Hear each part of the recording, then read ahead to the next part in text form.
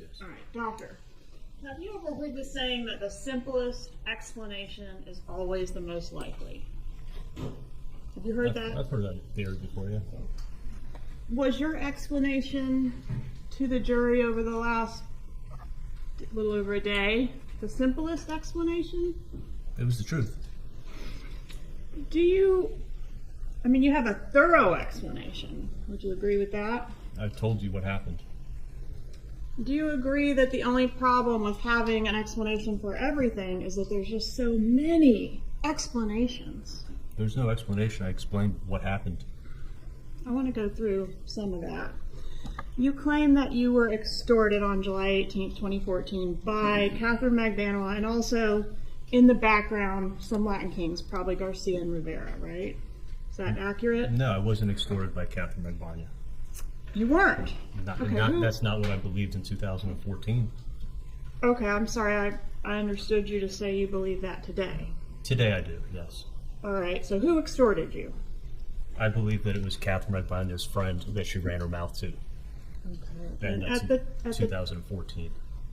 Right, but as you sit here today, you think it's Magbanua, Garcia, and Rivera. Is that accurate? No, that's not accurate. Okay. Who extorted you? As I sit here today, I believe that it was Catherine Magbanua, and I believe Sigfredo Garcia, but I don't know for sure. I was never there when she was ever talking to him, so I don't know if he was in on it with her or not. All right. At the time, though, you did not think she was guilty. You got that right. The time of the extortion. In 2014? Yes. Correct. Okay. And then so exactly when you found out would be, I think you said, her trial. That I suspected that she was not telling me the truth and she was a part of it was in 2019. At her trial? Yes. All right. And so she was arrested in 2016, right? Yes. All right. So for 3 years, she was in the Leon County Jail awaiting trial, yes?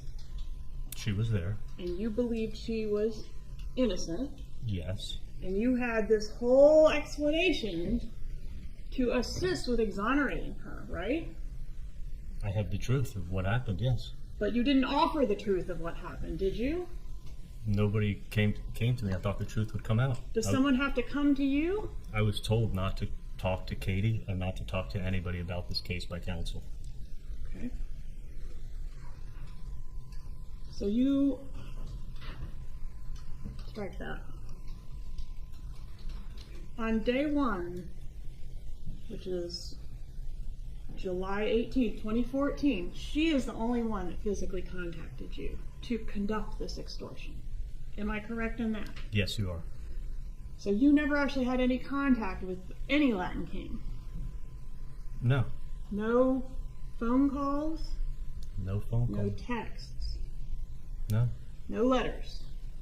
Well, in 2016, you're talking about 14, right?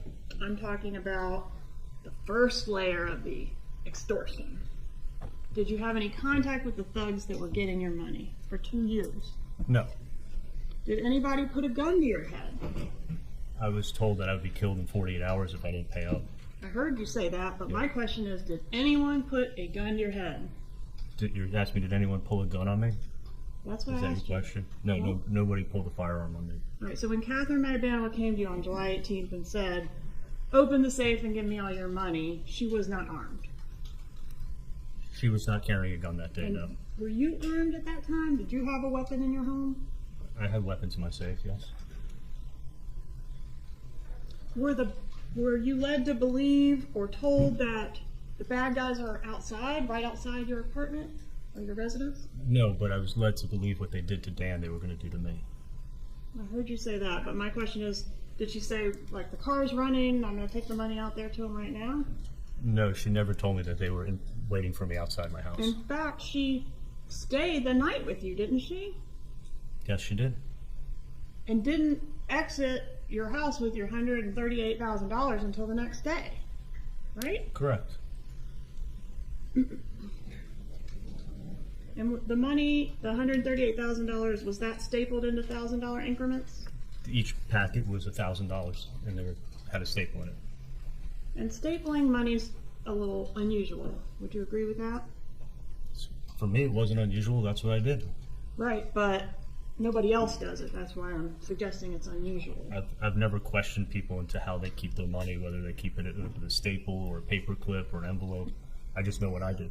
Would you agree, doctor, that it's a compelling piece of evidence that the killers were paid in stapled money and came up with that information in this case? It's not compelling. The people who extorted me and got my money got it from my house, and it was stapled at my house. They had to have gotten it from you, right? Because it was stapled.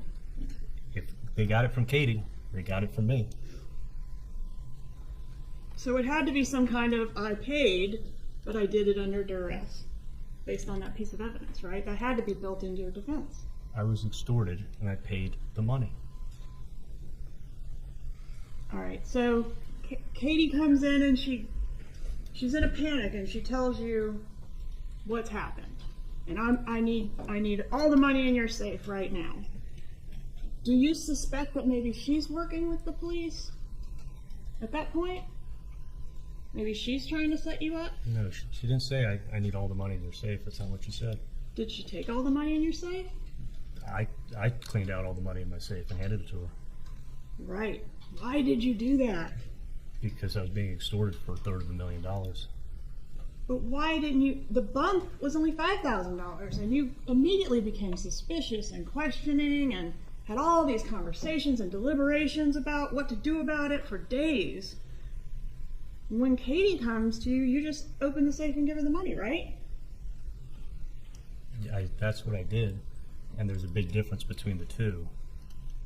Okay, well, the way that it was done to you, is that the way it's done? You have to be more specific, please. Well, on the wire, you say repeatedly, that's not the way it's done. You knew that the undercover agent was law enforcement, or at least strongly suspected, because that's not the way it's done. And my question to you is, since you're an expert on extortion, because you've been extorted before, and that's how you knew that's not the way it's done, is this the way it's done? Do extortionists send a girlfriend of their victim to collect their extortion money? Is that the way it's done, doctor? I'm telling you what happened to me, and I was told that if I didn't pay in 48 hours, I would be killed. The person that came and extorted my mom, there was not the same approach as what happened to me. Is that the only way? That's the only way it's done? They send the girlfriend? It's the only time I've ever been extorted like that. Okay.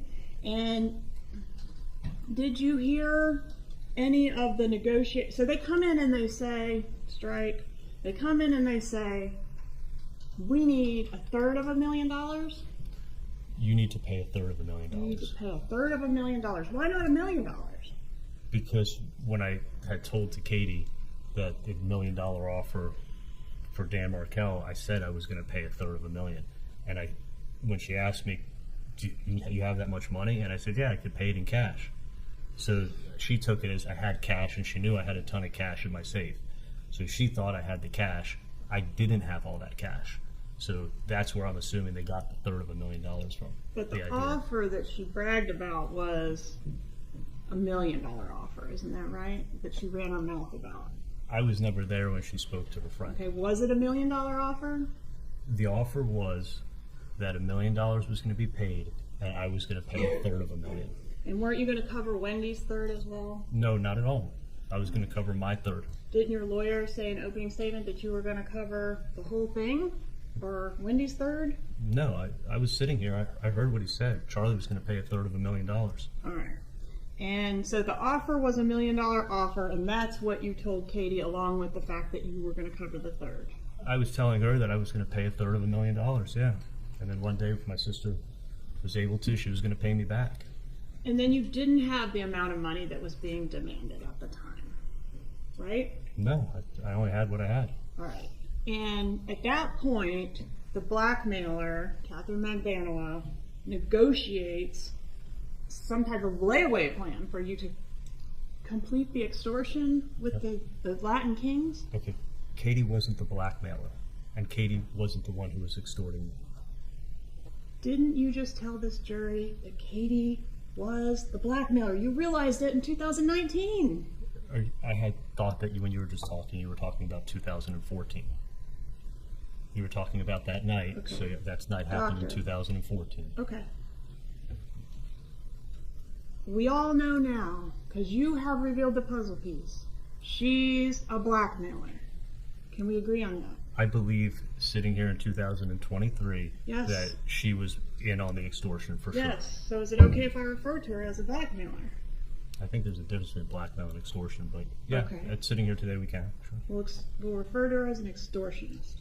So this woman, the extortionist, is going to do you a solid by negotiating with the Latin Kings for you to get on a payment plan for the extortion. Isn't that what happened? What you're doing is you're taking what we know in 2003 and trying to say, this is what I knew in 2014. Did she put you on a payment plan? Yes, she said, because I didn't have the money, she said, asked me if I could pay $3,000 a month in 2014, and I said, yes, I can. Did you hear any of the conversation where she was making these negotiations on your behalf? No, when she said, I'm going to go check with my friend and if that's okay with him, she took her purse, took her keys, took her cell phone, she walked out of my front door, closed the door behind her, and I sat in my living room, and she came back about 5 minutes later. You didn't want to talk to the guy yourself? No, I didn't even think of that. I mean, but she went outside to call him. All right, and then the two of you took a Xanax and went to sleep. Well, I took a Xanax. I don't know if she took one out of the bottle, but I definitely did. And the next morning, she left with your money, right? She left about 8:30 the next morning. That's July 19th, 2014. Correct. Let's talk about what you did that day. You did not report this to the police because you were in fear, correct? Absolutely. And you didn't report this to Wendi, even though, according to you, her life was in danger too, correct? Potentially, but I planned on paying the extortion every month. All right, but you did go to the gym that morning, right? Can we show that text, please?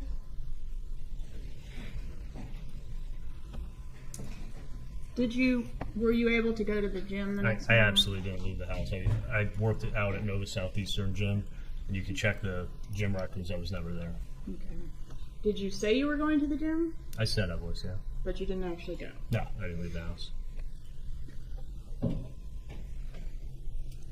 right. So would you agree, Doctor, and we'll refresh your memory with them if we can, that the text messages that were exchanged between yourself and Catherine McVanoa on the morning after this exchange of money were inconsistent with your extortion theory? They were inconsistent with how I was feeling. They don't appear to look like you just gave her $138,000 under duress, do they? She told me the last thing she said to me before she left the house is, can we just pretend like this never even happened? So when I sent her that message, I was trying to show her, like, I'm trying to forget all about it. Yeah, you were just demonstrating to her that you would agree to pretend nothing happened, right? Absolutely, that's what she asked me to do, and that's what I tried to do. So the text messages aren't what they appear to be. It's a beautiful day, I'm going to the pool, I'm going to the beach, I'm going to the gym. None of that is what it appears to be. It's something else. I absolutely did not go to the gym. I was trying to show her that I was, pretending like nothing ever happened and looking past it. And there's And I nothing wasn't. on the wire. All those hours of you talking. There is nothing on the wire about the extortion, this layer 1 of extortion, because she told you not to talk about it, right? She told me to never talk about anything to anyone or her. She never wanted to hear about it again. And yesterday, in your testimony, between you and your attorney, you mentioned the word extortion 123 times. Would you take my word for that? I'm sure it came up a lot. Okay. But nowhere, even in the midst of this whole second extortion, it's happening again. It's an extension of the same thing. Do you mention anything about this layer 1 of the extortion? Do you? Yes, actually I did. Okay. If you pull up the video from Matsuri when I was sitting with my dad, and I said, and the funny thing is, that's what I whispered in his ear. Right, but we can't hear that. Right, because that's my point. I never wanted anybody to hear what had happened. I never wanted the police to come talk to me. But if you put up that video, you'll actually see me saying that it's my dad's ear, and that's why I went in and said it. And that's what we were talking about at the time. So it's At relevant. Matsuri, the only time you mention the extortion, it's in a whisper that is not picked up by the microphones, right? Intentionally, yes. Yes. And that was intentional at the time, but it sucks for your defense, right? Because that would be a huge piece of evidence for you to show this jury, wouldn't it? No, I think you'd come up with a reason why that I said it anyway. And there's nobody to corroborate this testimony? There is. Okay. And the Matsuri, you talked about it again out in the parking lot, right? Wasn't that your testimony? Yes, we spoke in the parking lot. Okay, so you did talk about the extortion. That's You just didn't do it in a way that it was captured on any of the recordings in this case.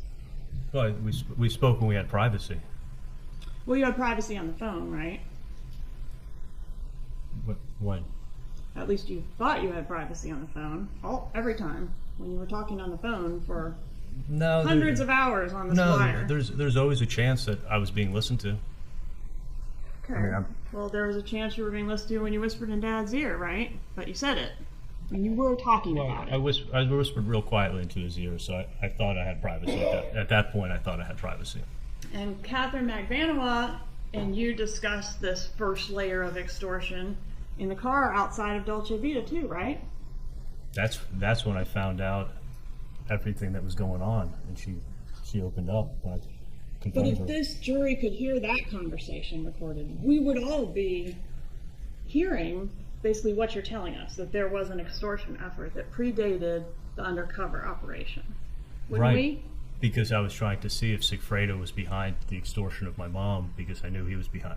Always had a feeling he was behind what happened to me, and she was having this explosive fight with him, and it was going on the same exact time that my mom started getting extorted. So I thought that he was going after my mom. Don't you wish that that conversation in the car had been recorded?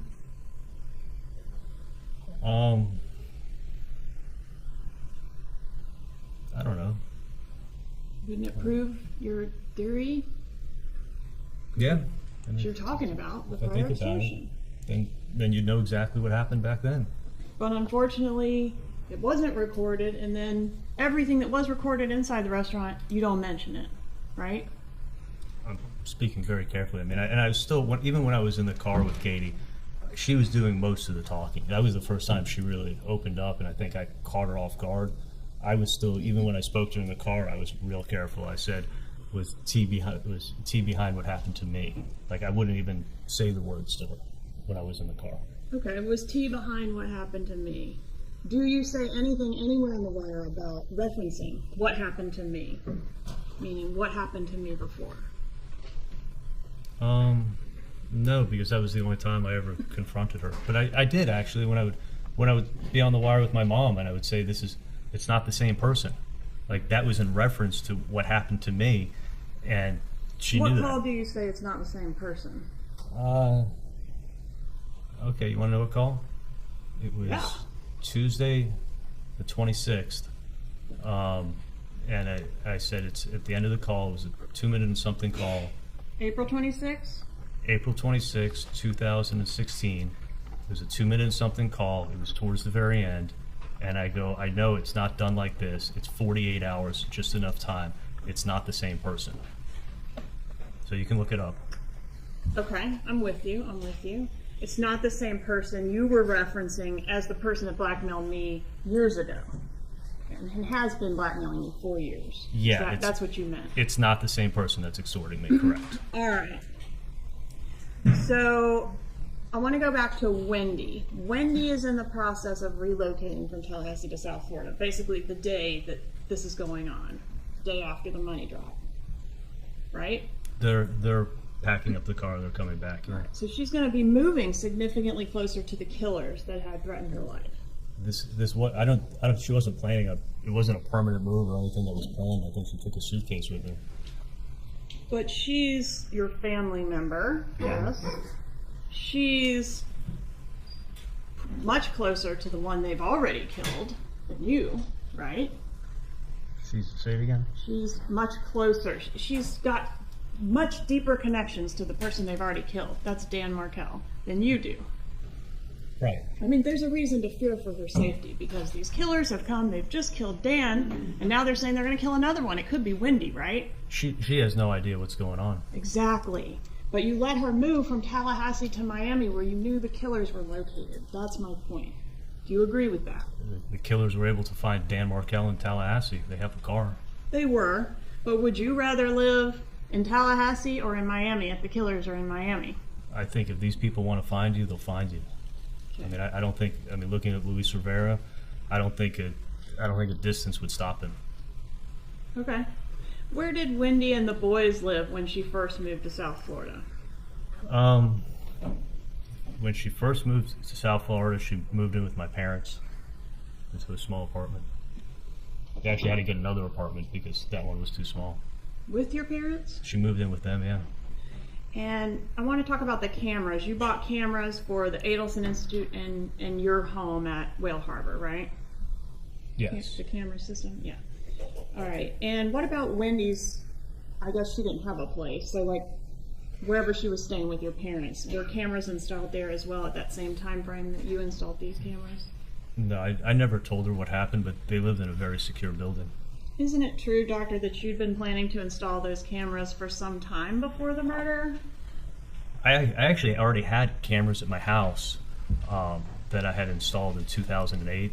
The technology from 2008 to 2014 had changed a lot when it came to cameras.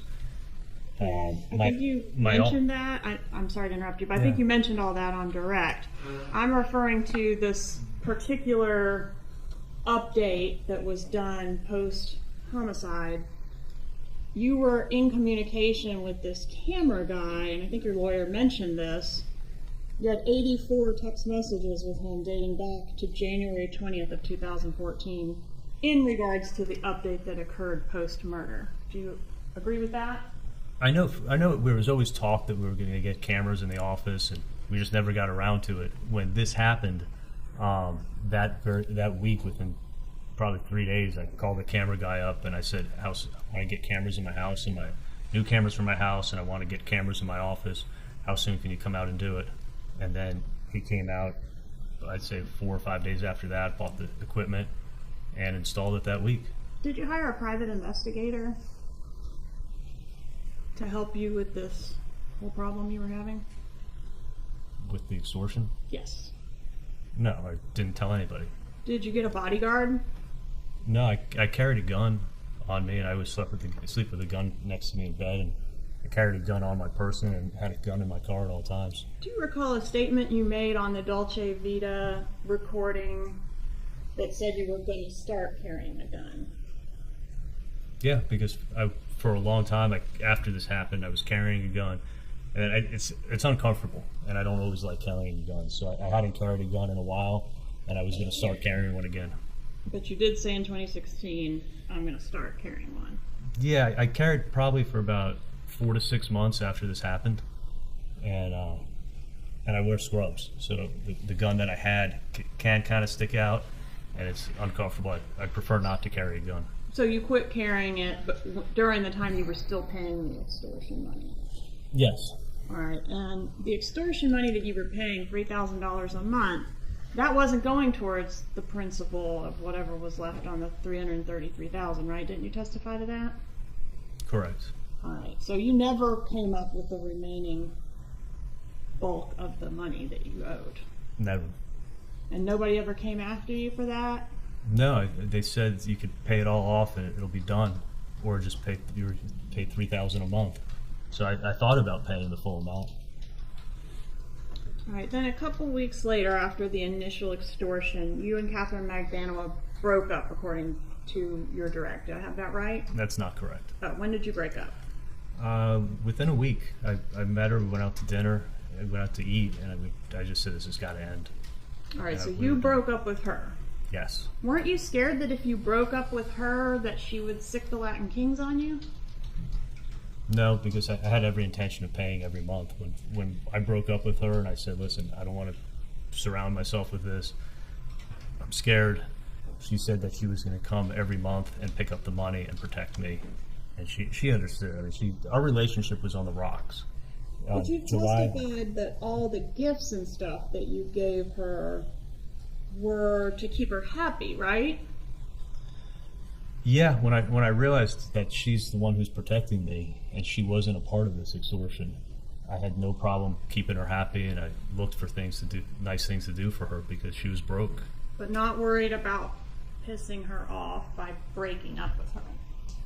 Well, our relationship was definitely on the rocks. After July 1st, when Sigfredo cut me off and threatened me and called my dad, and then she knew I didn't even invite her to my dad's birthday party, which was a family gathering with family friends on July 5th.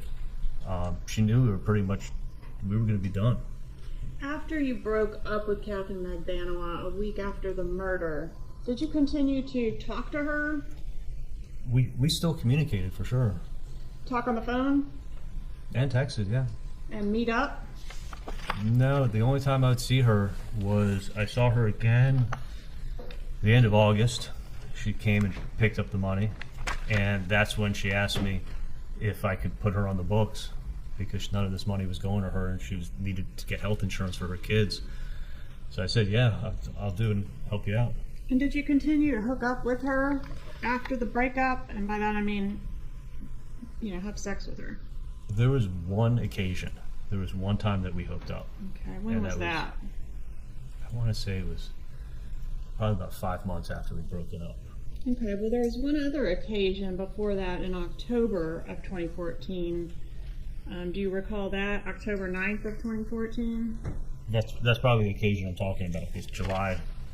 Let me count the months. July, August, September, October. So 4 months.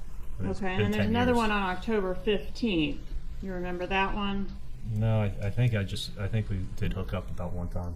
Okay, well one time on October 9th and one time on October 15th.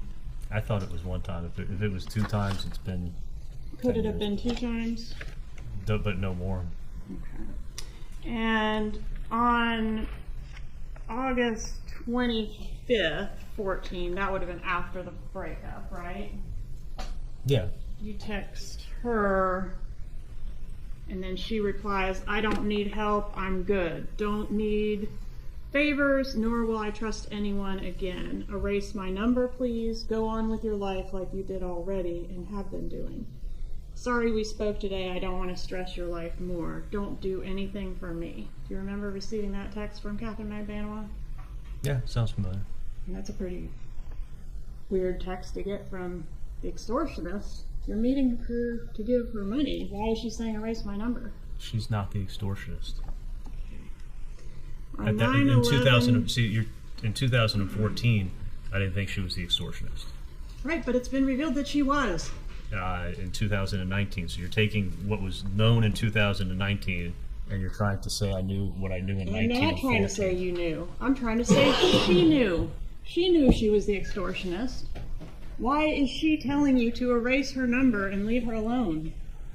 Because I broke up with her. Exactly.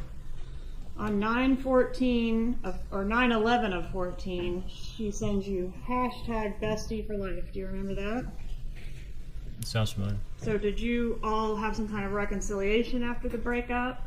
No, I was probably doing a favor and making her happy with something. On 10/6 of 2014, I love you. It makes me feel good that you care about me. I'm lucky to have you as part of my life. Do you remember sending that to her? Yeah. On 10/9 of 14, I mentioned the sex talk. I won't go into the details of it. Again, 10/15, more sex talk. 10/23 of 14, thank you again for everything you're doing for my mommy. She sends you that. What were you doing for her mother? I don't know. I think I did a consult for her, but I didn't do anything for her mom. 2/24 of 15, you agree that she always knows how to make you smile, and you say I love you to her. Remember that? Yeah, I cared a lot about Katie, and I didn't think that she was a part of this. So I was always trying to keep her happy and make her happy, and I felt like she got dragged into something that she shouldn't have been dragged into. Okay, maybe, but she dragged you into it as well. I didn't see it like that at all. And our relationship actually got stronger. You know, initially when I got extorted, I had limited contact with her and I was cold to her. And then over time, I realized that she's the one who's protecting me and she's not involved with these people because the extortion never went up and Katie was always broke. She was involved with them because she had a child with the guy, right? I didn't know for sure it was him, But you suspected always that it was him. I always suspected that Sigfredo was behind this. So wouldn't you want to distance yourself from this woman who, I mean, were you ever really that serious about her to begin with? I mean, we spent 7-8 months together. But you were never considering marrying her. No, I wasn't considering I mean, that. you were a playboy, right? You had a zillion girlfriends. That is actually not even true. Okay. Did you have a lot of girlfriends? I had 2 girlfriends in the 2 or 3 years after her. I dated Whitney Kick for 9 months. Okay, but how many women were you talking to and engaging with sexually? A lot more than Whitney Kick, right? There could have been 1 or 2. Or more? No. Okay. Point being, you were not going to marry Catherine Magbanua. I wasn't having marriage plans, no. Okay. And you have now broken up with her after this incident. Yes.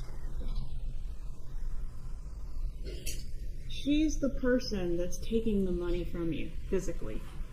She's the one. I looked at it as she's the one who's protecting me. If she wasn't, I was going to get a visit Is from she somebody. the one that was physically taking the money? Yes. Is she the one that was connected to the person you suspected to have killed your brother-in-law? I thought she was tied to that person, yes. And she's the one that got you into this, right? Because she ran her mouth, right? And I looked at that I ran my mouth too. And if I never said anything to her, this would never have happened. So I felt responsible for saying something to her in the first place. But you didn't feel responsible enough to try to do anything about her sitting in jail, an innocent woman, for 3 years. Did you? She never contacted me. You didn't offer to testify in her trial. You let her get convicted and get life in prison, didn't you? I thought the truth was going to come out. But not through you. I was never contacted. I thought it was going to come out through her. Was there any contact between your lawyers and her lawyers? You'd have to ask them. You said you didn't have any contact with her. I Did you have had any zero contact with her. So your lawyers didn't tell you anything on behalf of her lawyers? Absolutely not. And her lawyers didn't hear anything from your lawyers? I don't know what lawyers talk about, but I can tell you that I never talked to Katie, and I never told my lawyers. You never relayed a message through your lawyers that the Adelson family would not be talking in this case? Absolutely not. And she had nothing to worry about as far as that end was concerned? That's not true at all. Did you or your agent contact her brother to offer to assist with her attorney's fees in her case? That's a complete lie.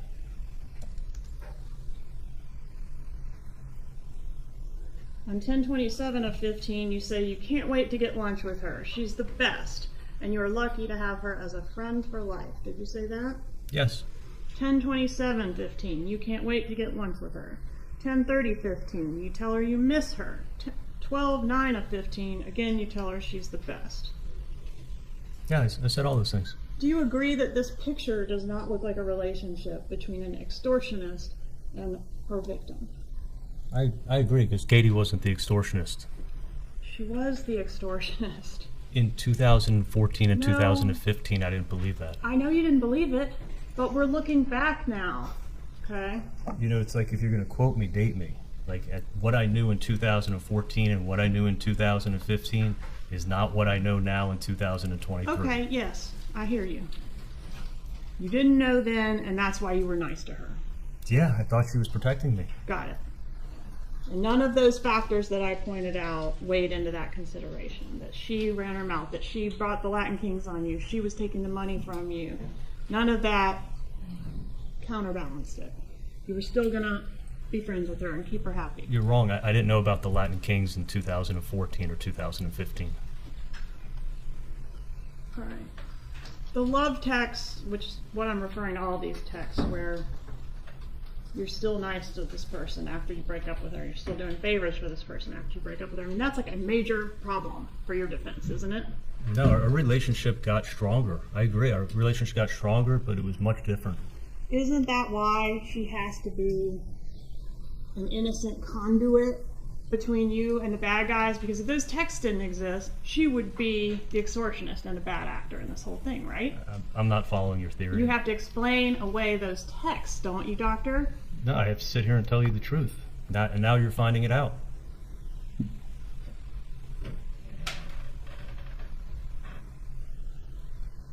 Most people don't send kissy faces to people that are extorting money out of them. I mean, she was taking your money. Again, Miss Cappleman, she was not extorting me at the time. That's not how it's done, is it? I'm telling you how it was done.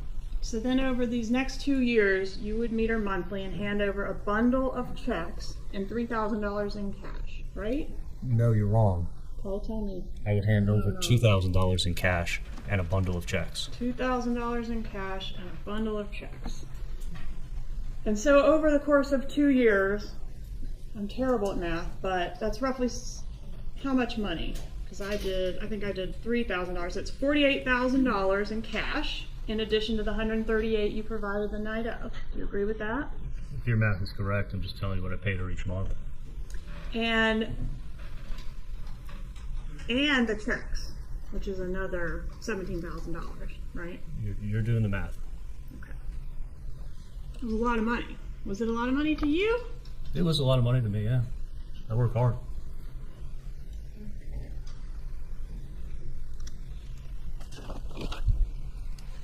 Did the extortionists, whoever they were, ever try to increase the payments or come for more money? The extortion never went up, and Katie was always broke. And that's what led me to think that she was not a part of this, because she could have easily jacked up the payments. Well, she's sharing $3,000 a month with a bunch of other people, right? At least one other person. I didn't think she was sharing it. Why is she coming to me for $300 for her kid's birthday? Because she's broke. Because she wasn't getting any of the money. Half of $3,000 doesn't do much when you're living in Miami with 2 kids to feed, right? I didn't think she was sharing anything. Well, even if she was sharing it, is that your point? She must not have been taking the money because she was broke. And my point is, she could have been taking half the money and been broke. That's not how I saw it. It's not a lot of money. That's not how I saw it.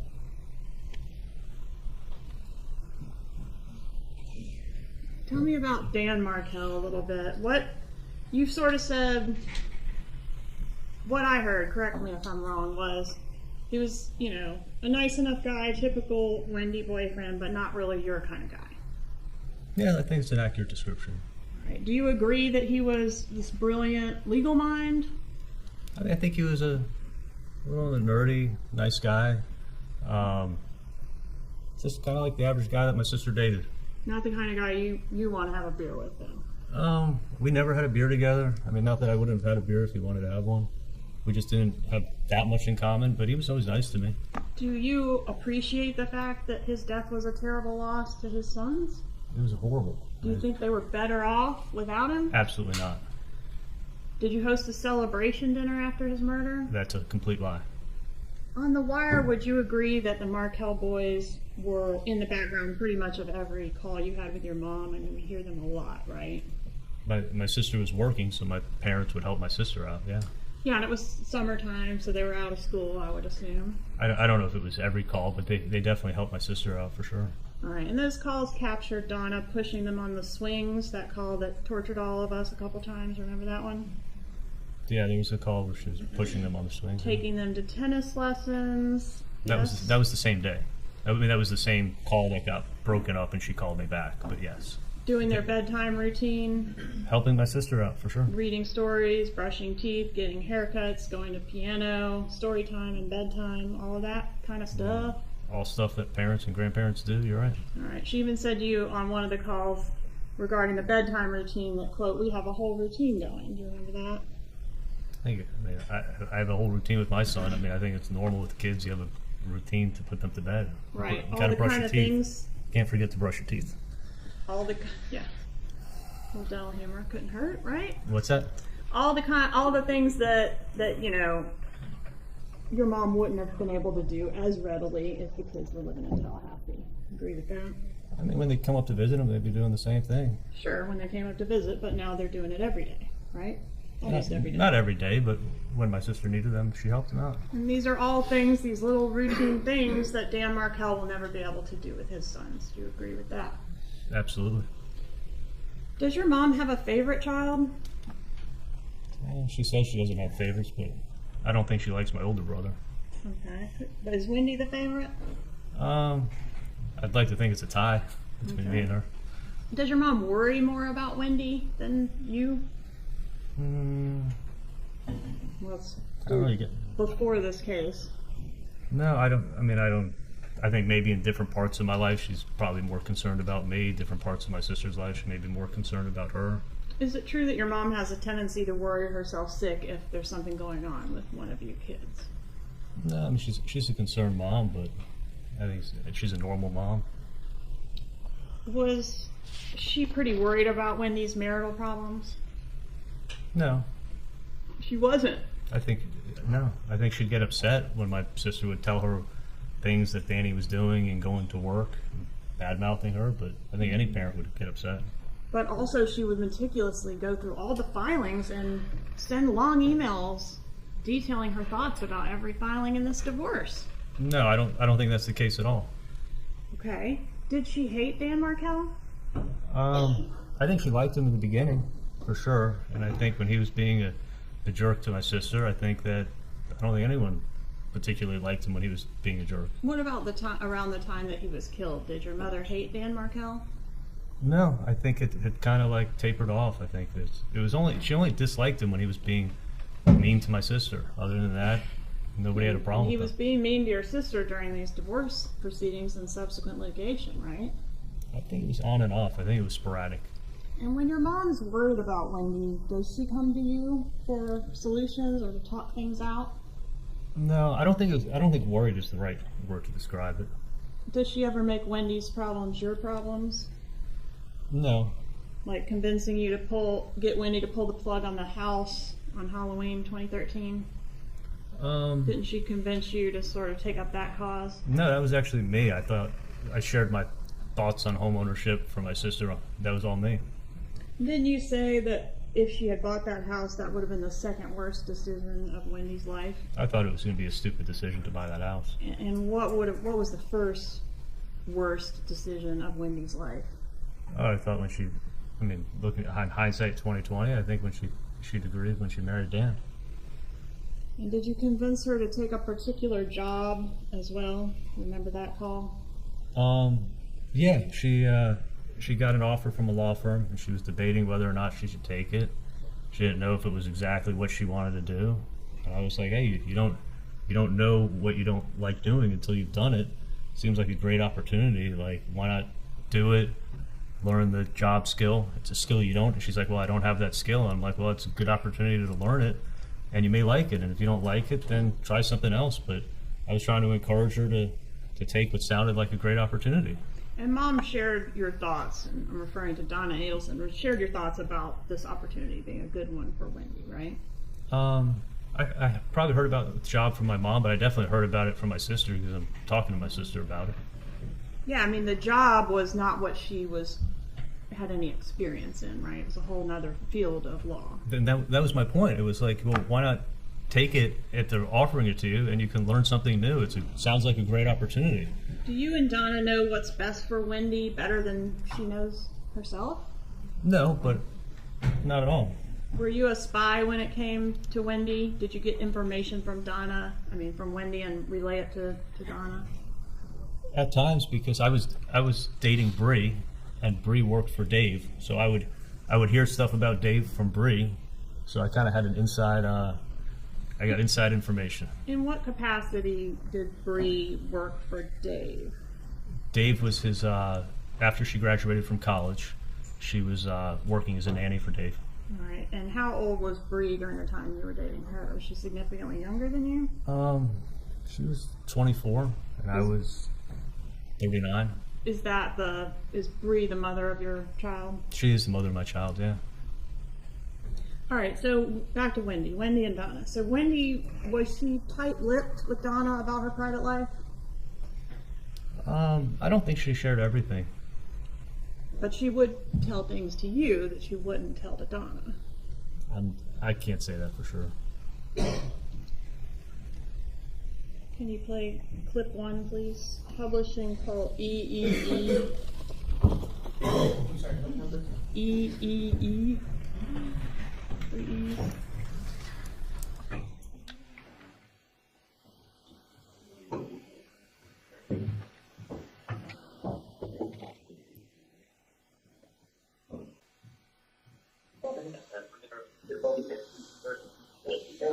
Where are you going? I'm this way, there's just stop off at there and stuff. Anyway, so I just put the date out. Oh, did you? So it's probably an old fart. He's a few months older than me. Uh-huh. But, so I asked him for his birthday. Turns out Wendy's making him a little party in Fleetwood. Oh, really? Yeah, Wendy goes like very tight-lipped. You're not kidding. So what she needs to do is, she's obviously tight-lipped for a reason. It's because she doesn't want you to know anything. Anything. So my point is, if she doesn't want you to know anything, then don't ask anything. I don't Just know. be happy, Yeah. and then I can find everything out and just tell you. I know. It's great. So I was like, so what are you doing for your birthday? It's like, well, Wendy's making me like a little birthday dinner, a little get-together party. I'm like, that's awesome. He's like, yeah, she's doing it. He's like, I don't know anything. All I know is Wendy's putting it together for me, and she's doing it quickly. Oh. So I'm like, oh, that sounds awesome. All I knew is that she was going straight from work to the hotel where everybody is meeting for this Miami Fellows thing that she does. And that she was going to be there tonight because it's early first thing tomorrow morning. All right. I guess in between, she managed to do something else. Which makes me happy. I'm really glad. Oh, yeah. I couldn't imagine. Oh, Yeah, so. yeah, he's happy good. Yeah. Yeah.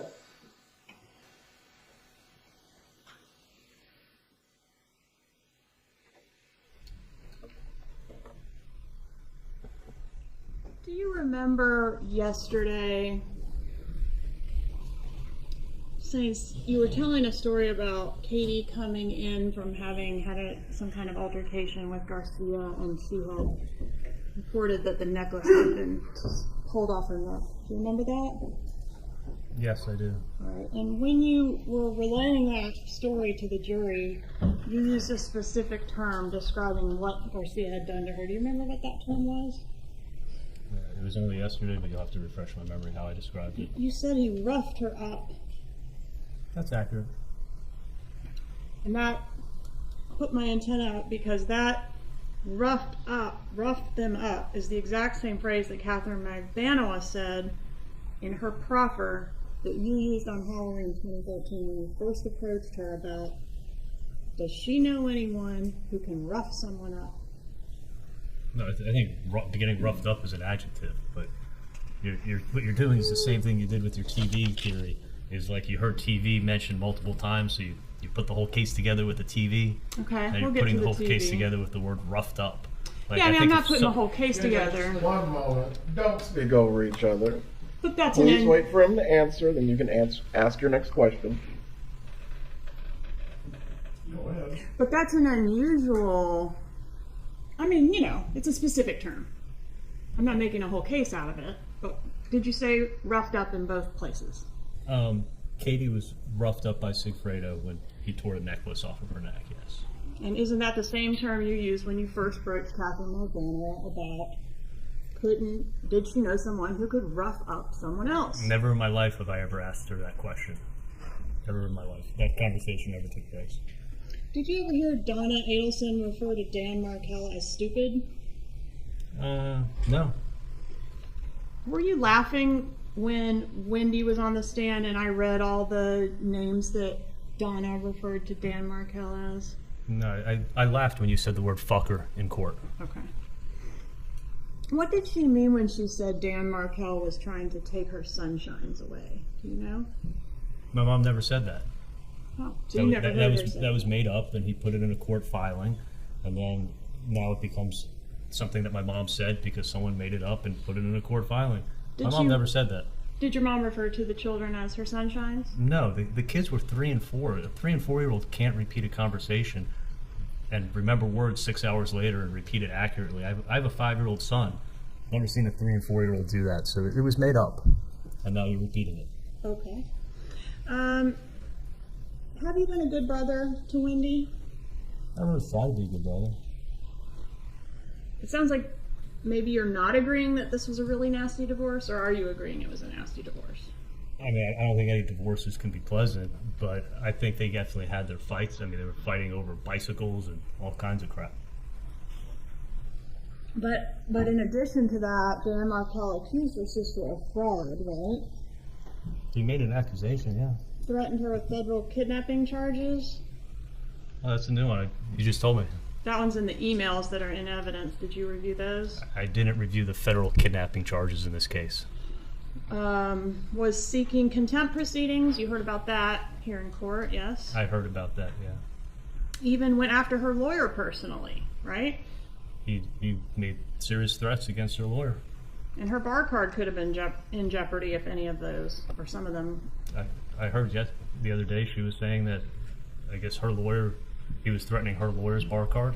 Her lawyer's bar card as well as Wendy's. He was making lots of threats and writing lots of stuff, I guess.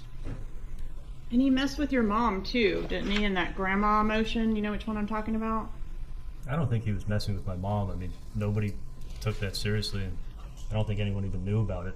Is it your mom? I'm sorry, finish. I said I don't think anyone even knew about it till years later. Isn't your mom notorious for always getting worked up about everything? She gets upset. I mean, she's a concerned mom. I mean, but is she notorious for getting really worked up about everything? To a certain extent. I mean, aren't those your own words from Call S that's in evidence in this case? Yeah, those are my words, but you can't, not to an extreme, but she does worry, especially when like Latin King gang members are extorting her for money. Did your mom take the grandma motion seriously? I don't think she even knew about it. She didn't talk to you about it? No, I didn't find out about it till years later. Wasn't this divorce a big deal in your family? It didn't affect my life, I can tell you that. So I don't think that's true. I think it was a big deal in my sister's life. Why did Wendi testify that she was getting along well with Dan Markel just prior to his death? Can we agree that's not true? I think there were ups and downs in how they got along. I mean, you got to ask her. She was on the stand. I mean, I wasn't living her life. Is it part of your defense to minimize how nasty and contentious this divorce was? My defense is to tell the truth.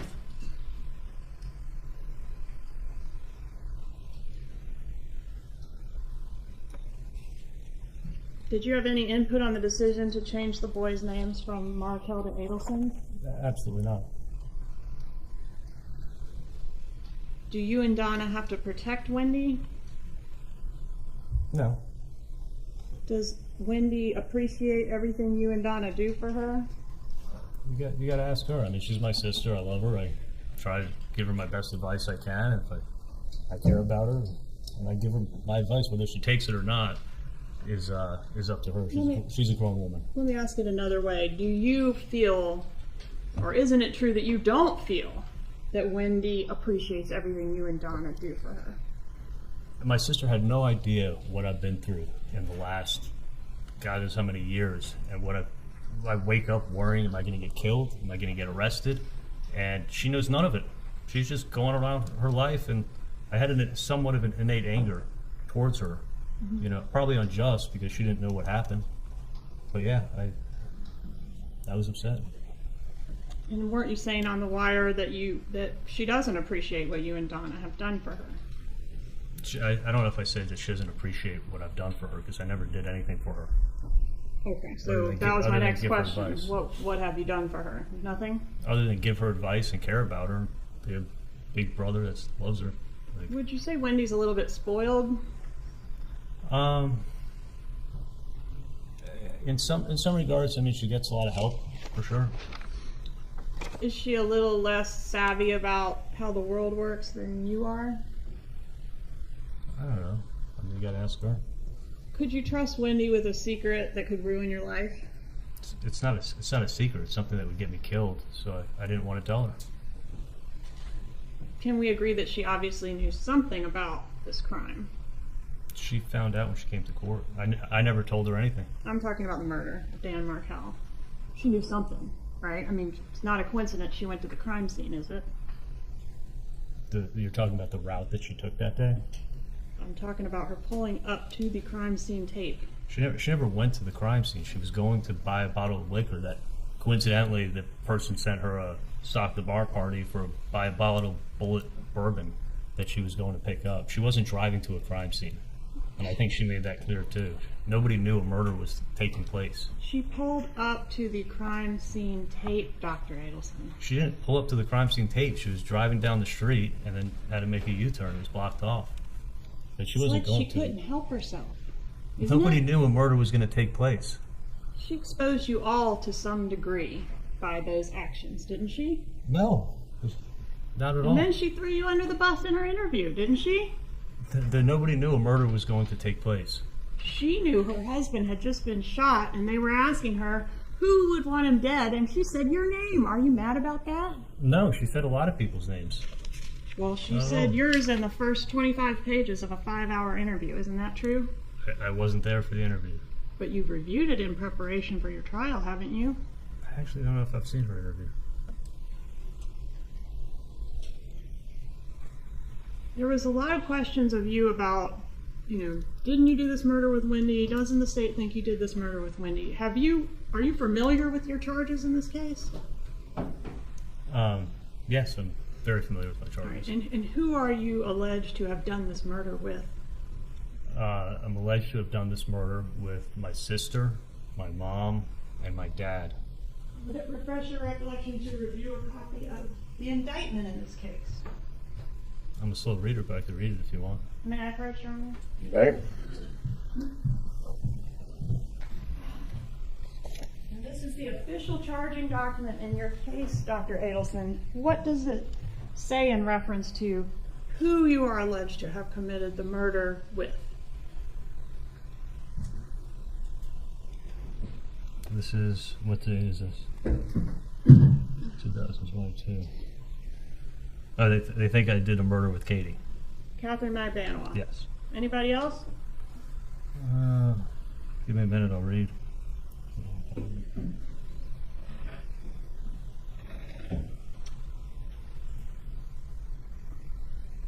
They got Luis Rivera in here. They got Sigfredo Garcia. As being alleged to have committed the murder with you? I read it too quick. Every time.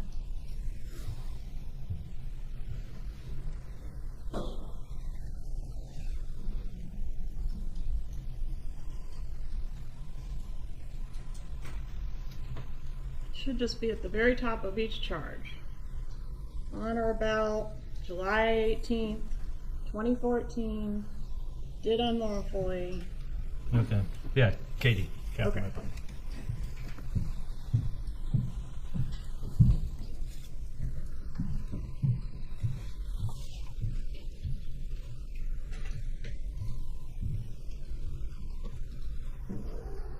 Are you mad that Wendi hasn't been charged and you have? No, I'm mad that I got charged for a crime that I didn't commit. Do you have any innate anger with Wendi over that fact? No, not at all.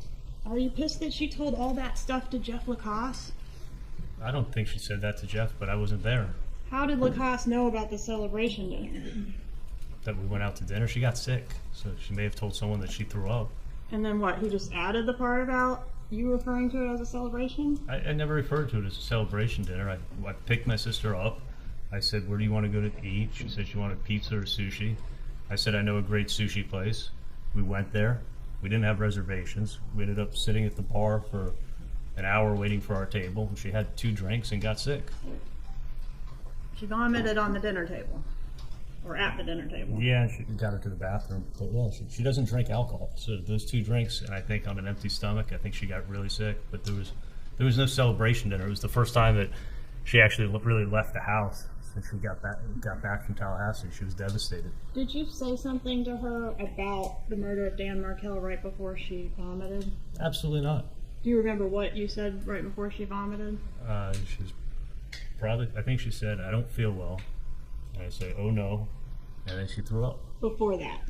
And I think I said, "Oh no," and then she threw up. Before she announced that she was going to be ill. Right.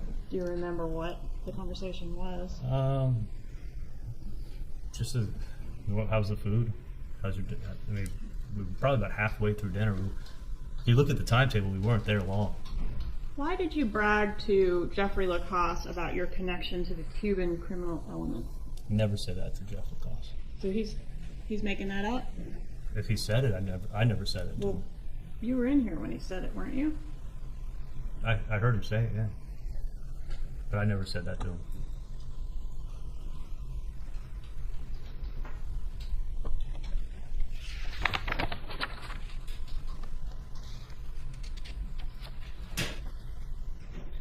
On one of these calls, and it's in the context of talking about Dave and Wendy's relationship with Dave, you tell your mom that you've already gone above and beyond for Wendi. Was that a reference to having her ex murdered? No, that's me getting tired of this Dave stuff. I mean, Dave's a great guy. I mean, everyone who meets him likes him. He's not only super successful, but he's very low key, like t-shirts and jeans kind of guy. And he loved my sister's kids. I mean, if you listen to The Wire, the point I was making is not how successful he is. The point I was making is that my nephews farted on him, and he thought it was funny and didn't bother him. And he also has 3 young kids, the same ages as my sister's 2 young kids. They actually met in line when my sister was registering the kids for school, and it was they've been friends for years. So I thought it was a great opportunity for my sister to have a great guy in her life. And I was getting sick and tired of Dave calls, and The Wire started in April. My sister's birthday's in April, Dave's birthday's in April, so you got a ton of Dave chatter on this case. But believe me, I'd go crazy if I was talking about Dave like this all year long. So that's a no, you did not reference having her ex murdered? Absolutely not. When you said No. you've already gone above and beyond? No, for that was Wendi? me getting sick of dealing with the Dave stuff. As great of a guy as he is, I was still getting sick of it. When the $1 million offer was conceived, do you recall whose idea that was? My parents. Why was the relocation worth $1 million? Well, it was actually I was gonna pay a third, so I only looked at it as that way. Why was it worth it? Mm-hmm. That's the question. Because it was gonna help my sister out, and it was gonna give her a good opportunity for a good job down here, and she was gonna be around family, and family's important, so that's why. Isn't it true that financially you came out ahead on this deal as opposed to if you had coughed up the third of the $1 million offer? How in the world did I come up ahead? This is the craziest thing. Financially, you paid $138,000, and you paid $2,000 a month plus the $1,000 payroll amount. You're still about over $100,000 ahead financially than if you had coughed up the $333K. No, I would have been better off paying. And first of all, I never paid for a murder, so this is a crazy question. But paying $3,000 a month for life is not anything anybody wants to do. I didn't say anything about paying for a murder. I said you paid $138,000, which you did, I got extorted for $330,000. and then you paid. But you didn't pay the $330,000. Right, because I didn't have it. I had to clear it out my safe, and that was what was in my safe that night. All right. Can we agree that Wendi was stressed out about the issues surrounding her divorce? I think the divorce caused stress in her life, yes. And you were hearing about it from your mother, weren't you? Yeah, I would hear. Wendy's totally stressed out. Yesterday was a rough one, that sort of thing. Yes, like I said it before, is that my sister would tell my mom a story. I'd be sitting in the car driving. My mom would be talking to me and telling me the latest story of the day. And that's how that's how I found out a lot. And then on 2/19/14, Donna texts you again to tread lightly with Wendi and refers to Dan Markel as an asshole and a fucker, right? Sorry. You made me laugh. Sorry. That's what I'm here for. Is that what happened? That text? Did my mom use a foul word to describe him? Yes, sir. Asshole and fucker, to be specific. She used the curse word correct.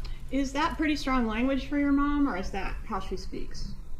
I mean, it is pretty strong language, but I think I mean, I've been called a lot worse, but I mean, my mom used the curse word. She used the curse word. You just use curse words too. So Was Wendi less stressed? Was Wendi less stressed out once all this litigation was over? no, she was a million times more stressed out. Was she better off financially? There may have been some, but not much. I don't think so. Was she able to stop paying her $800 an hour divorce lawyers? Yes. Did she get $2.7 million in benefits for her children, plus $4,800 a month for the boys' benefit? No, as far as I know, that money was in trust and it's controlled by Dan Markel's sister. So none of that money. You keep saying it like the money went to her. The money's in trust for the kids, and that money never went to her. Some of it went to her, and some of it was in trust for the kids, right? I don't know the breakdown, but I know the 90-something% of what you're talking about is in trust, and it's in trust for the children. It's not for her benefit. Right. It's for the benefit of the boys, but it has to come through her because they're children, right? Well, it has she gets disbursements, right? It has to go through the executor of the trust. And my sister's not the executor of the trust. No, sir. I'm not saying she is. When the executor of the trust disperses money for the benefit of the boys, it gets dispersed to Wendi, right? See, you know more than I know.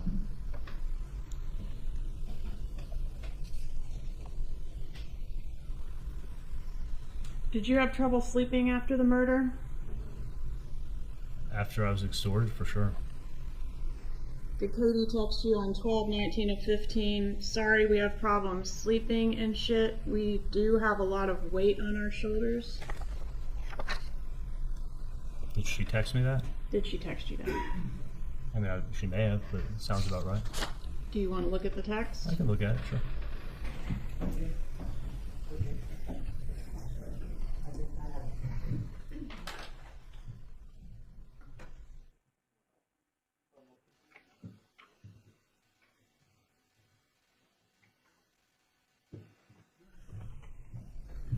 Which one? You can look around for context if you want. I'm looking at page 2 of this exhibit, and it's got a little box around it. Thanks.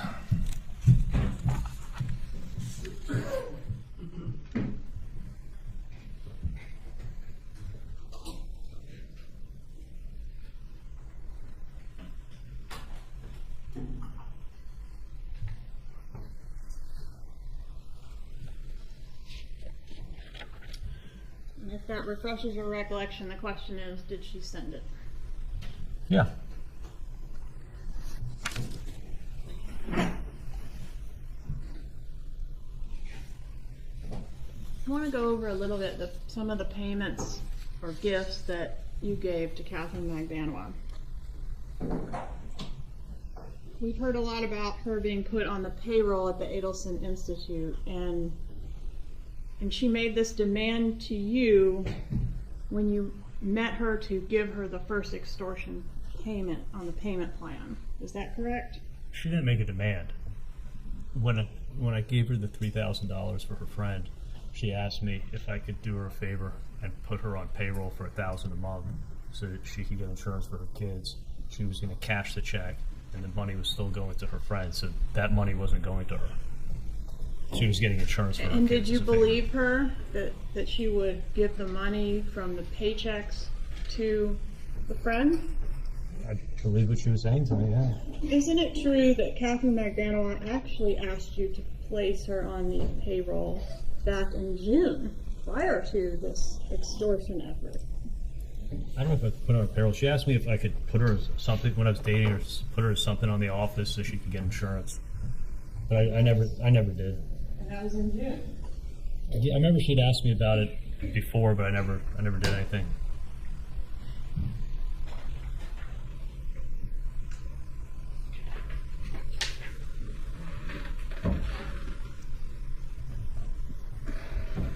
In June 24th of 2014, she says, "Baby, I'm going to need help on the employment info. I have to send to DCF for my kids' insurance. Also, if I have to end up moving later on, I need to show I'm working for you, or else I won't be able to get an apartment." To which you respond, "No problem."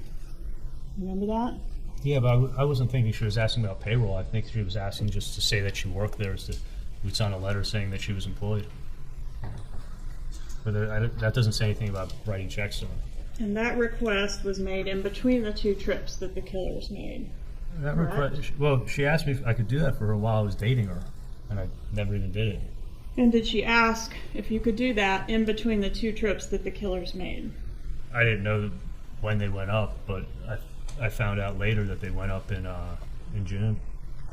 All right, so that email would have been sent, or I'm sorry, it's a text. That text would have been sent prior to what you're calling is the first layer of the extortion. That text was sent to me while I was dating her, but I never. Prior to the first layer of extortion? The text was sent in June. Prior to the first layer of extortion? Before I was extorted, yeah. Before I broke up with her. And you say several times on the wire that she was cleaning at the office. Was she really cleaning? No, she never worked for us. She was doing some type of cleanup for you, wasn't she? No.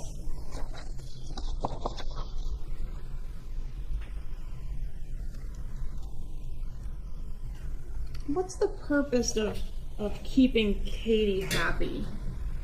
Was she gonna sick the Latin Kings on you if you made her unhappy? She was protecting me. I didn't know what would happen. And she was keeping my mind, like when the extortion never went up, and I just assumed, I thought that she wasn't part of it and she was protecting me. Usually extortion goes up. It always gets ratcheted up from what I've heard. What's the fear of not keeping her happy is what I'm trying to understand. Well, I could get killed, or the people who were extorting me could come rob me. And I didn't get killed. I didn't get robbed. The extortion never went up. I thought she was really protecting me. If that's the case, why not just, I mean, you're complying with everything they've asked you to do, right? I'm doing everything that was asked to do, and that I yeah. So why reach out and say, hey, can I get you a trip to Key West to go with that extortion money? I never said, can I get you a trip to Key West? You didn't say you were trying to get them the owner's cottage. Maybe it's not in Key West. Trying to get them the owner's cottage because it's the nicest, $380 a night. The postcard inn. Do you recall all those conversations? Oh yeah, for sure. And that was, she'd actually asked me weeks before the bump, because I had this connection at a place called the Moorings that I could get like a really great price at a really affordable price for how nice the place is. And I said I was going to make some calls and help her out and get it. And then I ended up giving her $300 for the, when she picked up that bag at my house, I put $300 in it and I got her a hotel room. Is that a yes? You remember that conversation? Yeah, I did. And she didn't want the trip. In the text messages, she's saying, like, no thanks. And you're kind of forcing it down your throat. Do you agree with that? Yeah, because actually, it's funny, at that time, in The Wire, I was trying to see if Katie and him were together or they weren't together. So that's why I kept asking, how are things? Are you guys okay? Because if they were fighting, it was making me think more and more that the reason she was avoiding me was because she found out that he was the one who was doing the second extortion again. So I was trying to figure out if it was him and if she was lying to me. And in this case, she says, I don't want to do anything. And you say, you know what? F that. You're going there. You're going to have a good time. For sure. I was trying to do nice things for her. And then did you pay for a trip or offer to pay for a trip to Santo Domingo for Catherine Magbanua and Sigfredo Garcia to visit his parents? I didn't know who she was going with, but I paid for. You're talking about airline tickets? Yes. She called me up. She had an emergency. Something happened. She booked tickets for the wrong date. I had no idea who in the family she was going with, and she had no money. And I remember I was in Chicago. I was at a friend's wedding, and I took out my credit card and I gave her the credit card number and let her book tickets. I thought she was going with her kids. So is that a yes? You paid for Oh yeah, the no, trip to I remember Santo that well. Domingo. So For go sure. quicker if we can just I'm sorry. answer the question. What's the objection? Argumentative. Overruled. Did you offer to buy Catherine Magbanua and her mom a cruise? Yes, Katie had mentioned to me that she always wanted to be able to take her mom on a cruise.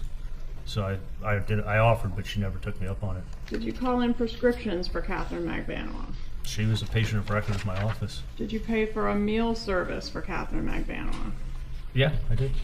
Did you pay for car repairs for her? Yeah, all this stuff was making me think she was broke. So yes, you're right. Did you offer that she could use your Range Rover anytime? I said she could borrow the car, sure. Did she talk about getting a boat and you offered to help her get a boat? I never offered to help her get a boat. I offered to help her look for a boat. Did you pay for the breast augmentation? No, No part of the breast augmentation. not at all. So when she's saying at the same time she's the day of the breast augmentation, can I just put it on the credit card? Is she referring, can I just put it on your credit card? Is she referring to something else, some other expense? I have no idea what she's referring to, but I did not pay for her boob job. What about this birthday gift for Sigfredo Garcia? What was the bonsai tree and the bag? What was that all about? Oh, she had asked me, and it's on a wire. It's on 420, where she says, "Can you get me some bud from Bud?" My next door neighbor's Bud, and she asked me if I could get some marijuana from my next door neighbor for her. So that's what, when I said I have a bonsai tree for you, she asked me, and I got her a little bit of marijuana from my next door neighbor for her. And you said, I don't know what a married man with kids would want for his birthday, but you did your best. I did my best. I was being completely, by the way, I was being completely sarcastic. I never would get Sigfredo Garcia a present in my life. And you thought you hit it out of the park with the weed and the gift card. Did you say that? Well, give me a little more context. The context is you don't know what a married man with kids would want for his birthday, but you did your best and you think you hit it out of the park. No, I was being completely sarcastic because she had asked me for that marijuana 2 weeks earlier, and I gave it to her, and then I was joking around when I gave it to her. I didn't want him to think that I was hooking up with her, so I started to joke around about it, and then I was like, maybe you can just tell him it was for me, because I didn't want him to think that I'm hooking up with Katie, and that's why I gave it to her. Can we agree in general that it's important to maintain positive feelings between co-conspirators? If you're a co-conspirator with someone in a crime, you want to keep positive relationship with that person. Will you agree with that? I'm not a co-conspirator with her. Okay, I'm saying in general. Can you agree in general that co-conspirators in a crime want to stay friendly with each other? I'm not a co-conspirator with her. All right, can't agree to that. If a co-conspirator develops a motive to harm another one, that could be bad, right? Co-conspirator. Say it again. Say, husband and wife do a murder together. And then 10 years later, they've gotten away with it, but 10 years later, they fall out. That could be a problem. Somebody might start talking, right? I was never part of a murder. Were these gifts, these things that you provided to Catherine Magbanua and her mother and Sigfredo Garcia payment for the murder? Okay, I never got Sigfredo a gift in my life. The guy absolutely hates me. He wants to kill me. He stalked me. He extorted me. Like, that was being completely sarcastic, and sometimes I make some bad jokes, but that's, even when I wrote he wanted to take me deep sea fishing, I knew he wanted to kill me. Like, you have that text too. I didn't think we were going deep sea fishing. On April 6th of 2015, did you receive a text from Catherine Magbanua that reads, "Next time, don't be such a dick to someone who has done something for you"? Yeah, she's protecting me, and she's mad at me over something. Are these gifts what it took to secure her silence for so long? No, absolutely not. I was never trying to get her silence. I was hoping she'd tell the truth. Was your dad's birthday in between the two trips that the killers took? Yeah, my dad's birthday is July 5th. And what birthday was that for him? It was his 70th birthday party. All right, so there's been a lot of talk about the texting between you and your mom about the birthday, and she texts you on March 4th of 2014 and says she can't talk now, but she'll call when she goes to the bathroom in Gainesville and has privacy. She tells you to erase that text after you read it. Why did she have you erase that text? Okay, if you look at the records, I never erased the text. But why did she ask you? If you know, you may not know. Maybe she's afraid my dad's looking at her phone and find out about the present. It made no sense to me. That's why I was like, I didn't erase anything. How is you erasing the text going to prevent your dad from seeing it on your mom's phone? Well, if my dad looked at my mom's phone, then he'd see the text and maybe know what she's planning for his birthday. You weren't with Dad, she was with Dad, just to clarify. Yeah, she was with my dad. And the text that she asked you to erase, that particular text didn't say anything about a birthday or paella. Can we agree on that? No, not, but I knew what it was about. Right. 20 minutes later, she texts again and asks something about Dad's birthday. Do you remember that? Yeah, I know we were trying to plan a surprise cruise. That was the original idea. Okay, and the paella is mentioned elsewhere, not in this particular thread that we're talking about now. Yeah, we ended Was paella the big birthday gift? Yeah, I paid for the catering for the whole party. Then 3 months later, on June 8th, just after midnight, you text her, quote, still working on Dad's birthday present. Was that in reference to the paella guy? Possibly what I was also getting was a present. I mean, it's been 10 years, so I don't know exactly what I got him 10 years ago on his birthday. And then at what I was 1 thinking about. a.m., I'm sorry, you weren't done. No, or what I was thinking about getting him. And then at 1 a.m., Mom texts you back, I know you'll, and I think she was in Israel, so that might account for the time, but she texts you, quote, I know you'll come through for me. Is that what she said? That's what the text said, yeah. Can we agree the timing of these texts is consistent with being sent the day after the killers got home from their failed June murder trip? No, it's consistent with a few weeks before my dad's birthday and trying to figure out what we're going to get him.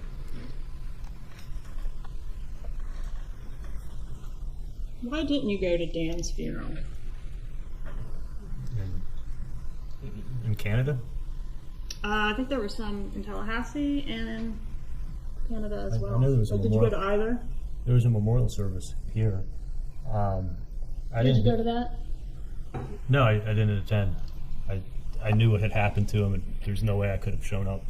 I would have been too upset. Mr. Dubin, your lawyer that was here, seems like a long time ago at jury selection, said, you know, people have different ways of grieving and that sort of thing. Were you grieving for the death of Dan Markel? I felt horrible about what happened, and I knew what happened. When And did you? I wasn't close to him, but either way, I mean, I felt horrible about what happened. When did you find out exactly how he was killed? Meaning, like, shot twice in the head. I found out. It would have been the next morning is how I found out he got shot in the head. Do you agree that this was a first-degree murder? Do I agree? Planned, premeditated? The people who killed him planned on killing him. Yeah, Do you think everyone involved should be convicted? I think everyone involved should be convicted. Even the person that hired the hit? I think anybody who played a role in it, but I wasn't a part of it. Do you regret that Dan Markel suffered for 14 hours before he died? I feel horrible. He was supposed to die quickly, instantly, right? Are you asking me? I am. No, he wasn't supposed to die at all. This was horrible what happened. Did it surprise you that the cops were able to identify the Prius? Did it surprise me? Yes. I'm not a cop. I don't know how cops investigate. Did it surprise you to learn that it's not a requirement of law to put the person at the scene of the crime to be guilty of a crime? Listen, I'm not a police detective. Was the police work in this case thorough? I'm sure the police did the best they could. Did you think that you had done everything properly such that you could never be detected or caught for this? I wasn't part of this murder at all. You have it wrong. Catherine Magbanua said that you think you're untouchable. Is that true, Doctor? That's not true at all. Did your parents drop off money to you on the night of the murder? I never saw my parents there. You could look at our cell phones and you'll find that out, that we never saw each other. I did look at the cell phones, and what is on there is your mom texts you, quote, outside your house. And No, I mean, look at the tower information. I think you testified that that meant she was just passing by on the roadway. She was approaching the area, yeah, to see if I was home. All right, and do you know what your response was to her text? Yeah, like 20 or 30 minutes later, I said 10 minutes. I'm 10 minutes out, is what you I said. think I said 10 minutes, but yeah, I'm not home. Doesn't that indicate you're going to meet them at your house in 10 minutes? No, I told her to let me know when you're going to be in the area. Was the money that Catherine Magbanua got damp? I never gave her any money that was damp. The money I gave her came out of my safe. Was it damp? No, I took it out of my safe. I put it on the dresser. She put it in her purse. Why did Garcia and Rivera, or whoever did it, I guess I should say, why did whoever did it need to kill someone to extort you? You gotta ask them. Well, why couldn't they just come put a gun to your head and say, give me all the money in your safe? Thank God they didn't. Thank God they didn't. Thank God they didn't. I would have gotten killed. If Garcia hated you, why would he drive to Tallahassee twice to kill someone you hated? It sounds like he was part of the extortion, or Katie put him up to it. Doesn't blackmail or extortion usually involve the extortionist having some kind of dirt on the victim? I know how this was done to me. I know I'm just telling you what happened to me. I'm not an expert in it. If they had come in and threatened to kill you, would you have given them the money in your safe? If someone came and put a gun to my head, and yeah, I would have opened up my safe and I would give them the money. I still don't get how killing Dan Markel advances the ball for them to extort money out of you. Do you? Yeah, I have a theory. They could extort me for life, and I don't think they knew exactly how much I had in the safe. She knew I had a lot of money in the safe. But this way I could get extorted for life, and that's what happened. And I was stuck paying $3,000 a month. But you could have gotten extorted for life just by the threat of death by Latin King, couldn't you, Doctor? I mean, this was as real of a threat as you get. I mean, these guys aren't messing around. All right, you didn't report this after Garcia was arrested, did you? Did not report this after Garcia's arrest. No, not at all. Okay, you did keep paying Catherine Magbanua after Garcia's arrest? No, I never saw her again. Did not report this after Magbanua's arrest, correct? Correct. Did not testify in either of their trials, correct? Was never contacted to, but yes. You were okay with the possibility of them getting away with killing Dan Markel. I thought the truth was going to come out in 2019. How? If the witness who knows something doesn't come forward? Katie knows what happens and knows I was extorted, and her trial was in 19, and I was expecting the truth to come out then. And instead, I found out that she was having this affair with him on me, and she lied, and all this money was going to her. So if her defense had been, I was an innocent conduit to an extortion, you would have backed her up on that? If she would have come in testified? and told the truth, and yeah, for sure, you would have heard the same story. Where is your family located now? You don't have to be specific, but is your mom and dad, are they still in South Florida? They still live in South Florida. Okay, what about Wendi and the boys? My parents live about 35 minutes from my sister, and I used to live about 45 minutes from them. And are they okay, as far as you know, physically, today, as we sit here? Yes. And are you concerned that because you've told now on the Latin Kings that they're going to come kill your whole family? I mean, I just told you that I knew that, was told then that Luis Rivera, the head of the Latin Kings, killed Dan Markel. So, I mean, I do have some concern when I get out. Right, but even after me. Sorry, go ahead. That's okay. I said I do have some concern with Latin Kings now that I spoke and told what I know. But what about, I mean, Rivera was already in custody at one point, as well as Garcia and Magbanua. My understanding is your continued fear was due to other Latin Kings, potentially. Is that accurate? These are highly connected people. Luis Rivera, the head of the Latin Kings, in custody means absolutely nothing. If you think he can't send somebody from the outside, you're wrong. All right. So my question to you is, did that happen? Because you told yesterday, Was I killed yesterday when I was in jail? No. and nobody in your family has been killed so far. You're talking about in the last 24 hours? Right. Not that I know. Okay. But you're worried about that. I think now that I've spoken, I do have a concern, yes. Okay. But not too concerned to remain silent when it's your own blood on the line, right? I'm here to tell the truth. And yes, do I have a concern now that I told you what happened? Absolutely. Mom tells you on that first wire call that the bump involves the two of us, referring to yourself and your mom, right? Yes, that's what she said. And would you agree, prior to your explanation, that that looks pretty incriminating? I think if you don't know what happened, you can assume the worst. Isn't it true that you had to add the bit about confiding your extortion in your mom in order to put that toothpaste back in the tube? No, that's what happened when I got the checks. Otherwise, why would you bring your mom into this? I didn't want to. When I first told her on the phone and asked her to write the checks, I told her, I said, just it's a long story, I'd brush it off, and she didn't press anything, but I think she was out somewhere. It wasn't until when I picked up the checks that she started pressuring me and saying, this makes no sense, why are you doing this, you're not dating Katie, and that's when she found out. But your mom is the most high-strung out of the whole group, right? And she's old, and she worries, right? I don't think she's super high-strung, but she does worry about her You kids. don't? No. You've never met her. Well, you said she was, quote, notorious for making a big deal out of everything. I mean, she overreacts, but she's a mom. I think a lot of moms overreact. Okay. You could have told her, Katie's down on her luck, and I'm just going to be putting her on the payroll. I mean, you were making enough money, you could tell her to just write checks, couldn't you? Why'd you have to tell her it was an extortion from Latin King gang members? Well, okay, at that time I didn't know anything about the Latin Kings, but when I told her what happened, I was thinking that, it actually would be good if someone knows what happened in case I get killed, they at least know what direction to start looking in. So until that point, nobody even knew. So when she started questioning me, I just said, you know what, I'm going to tell you, but don't say a thing to Dad. Don't say a thing to Wendy. You got to promise me. I didn't want her to ever talk about this again.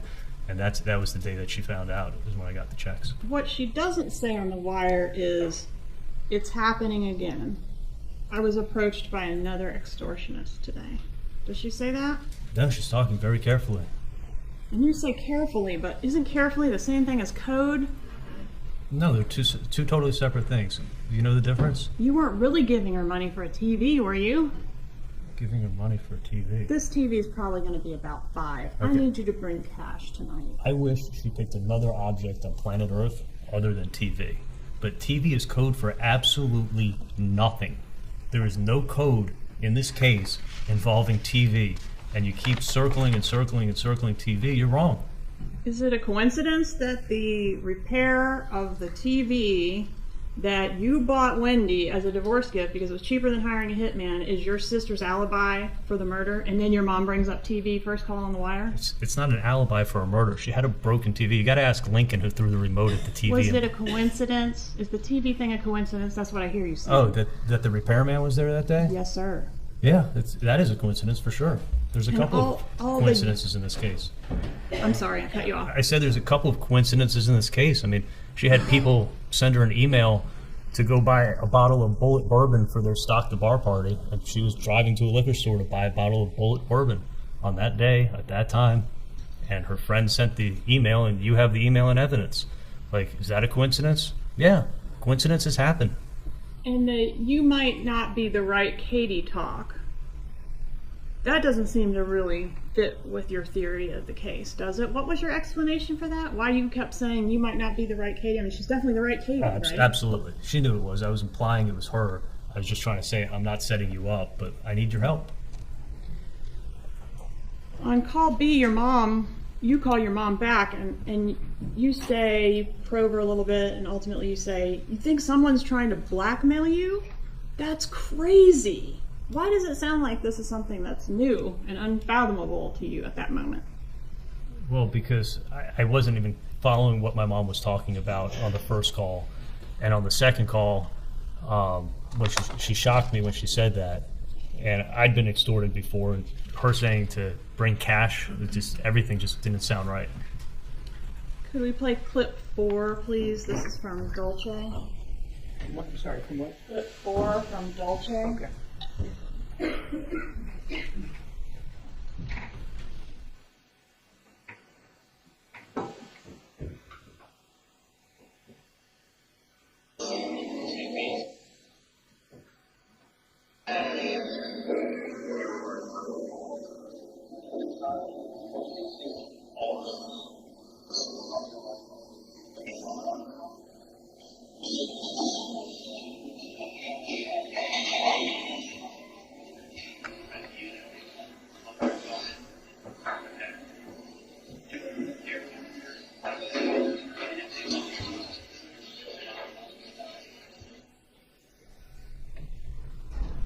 Even if they had any evidence, the first words out of your mouth on this clip, even if they had any evidence, no, strike. The quote is, if you say, if they had any evidence, we'd have already gone to the airport. And I know you already testified about this, but does an innocent person say, if they had any evidence? Right. Katie's saying it's the police, and I'm saying that we're innocent. They're not going to have any evidence to show we were part of something that we were part of. If we had any part of this, we'd be going to the airport right now. Isn't it true, Doctor, that they're not going to have any evidence because you were careful? No, because we weren't a part of this. You were smart. No, we weren't a part of this.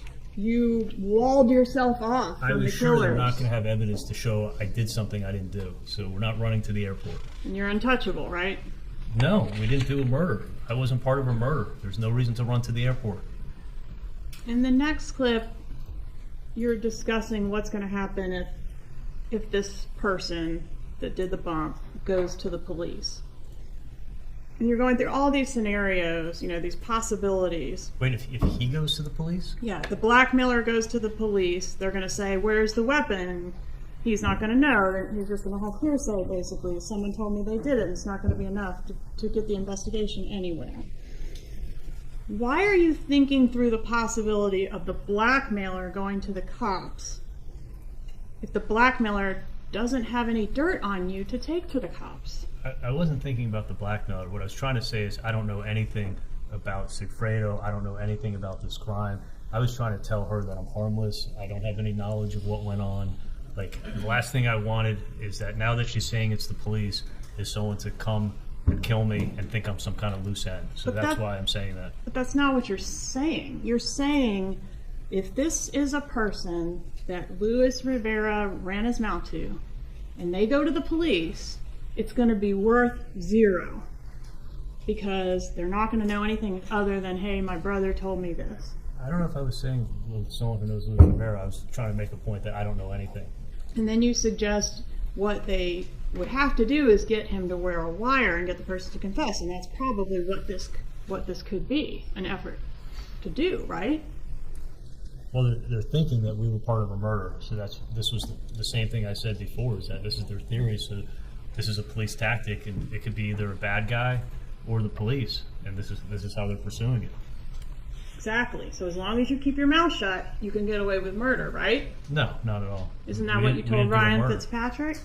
No, Ryan Fitzpatrick is someone who stole over $500,000 from That's me. not my question, sir. Sorry. Did you say that to Ryan No, Fitzpatrick? never. Never at all. Why do you go into so much detail about rental car examples? Let's start with, strike that. Can you agree that the Prius, you knew that the police were looking for a Prius at the time you met at this Dolce Vita restaurant? I think it had been released at that time. All right, and you heard the recording. You're arguing. Let's play the clip. This is going to be clip. I think let's play 7 and 8, please. Dolce.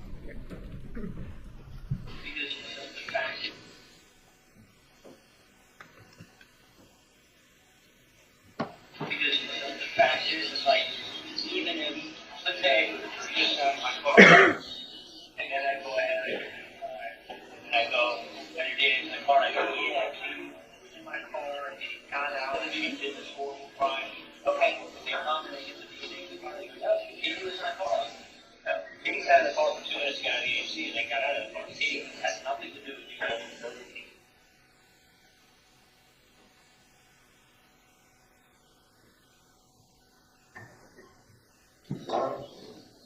Outside of that, you know, if you have a car and you have like this person renting that car, okay. But you have to prove that they were also driving that day, and rented it and rented it to a friend. What if you rented a car and I go, hey, can I borrow for the weekend? I'll bring it back on Tuesday. You go, yeah, sure. So you rented a car. You've been in that car. I drive into fucking Orlando. I rob the dog in Orlando. I come back and I go, and okay, thanks. And if you rented it, but what if you were fucking out all weekend and even though I took your car? I did something and I brought it back. Okay? And my point is, I don't have any knowledge of what it is. Evidently, this person is pretending to root us. I don't want someone saying they did it.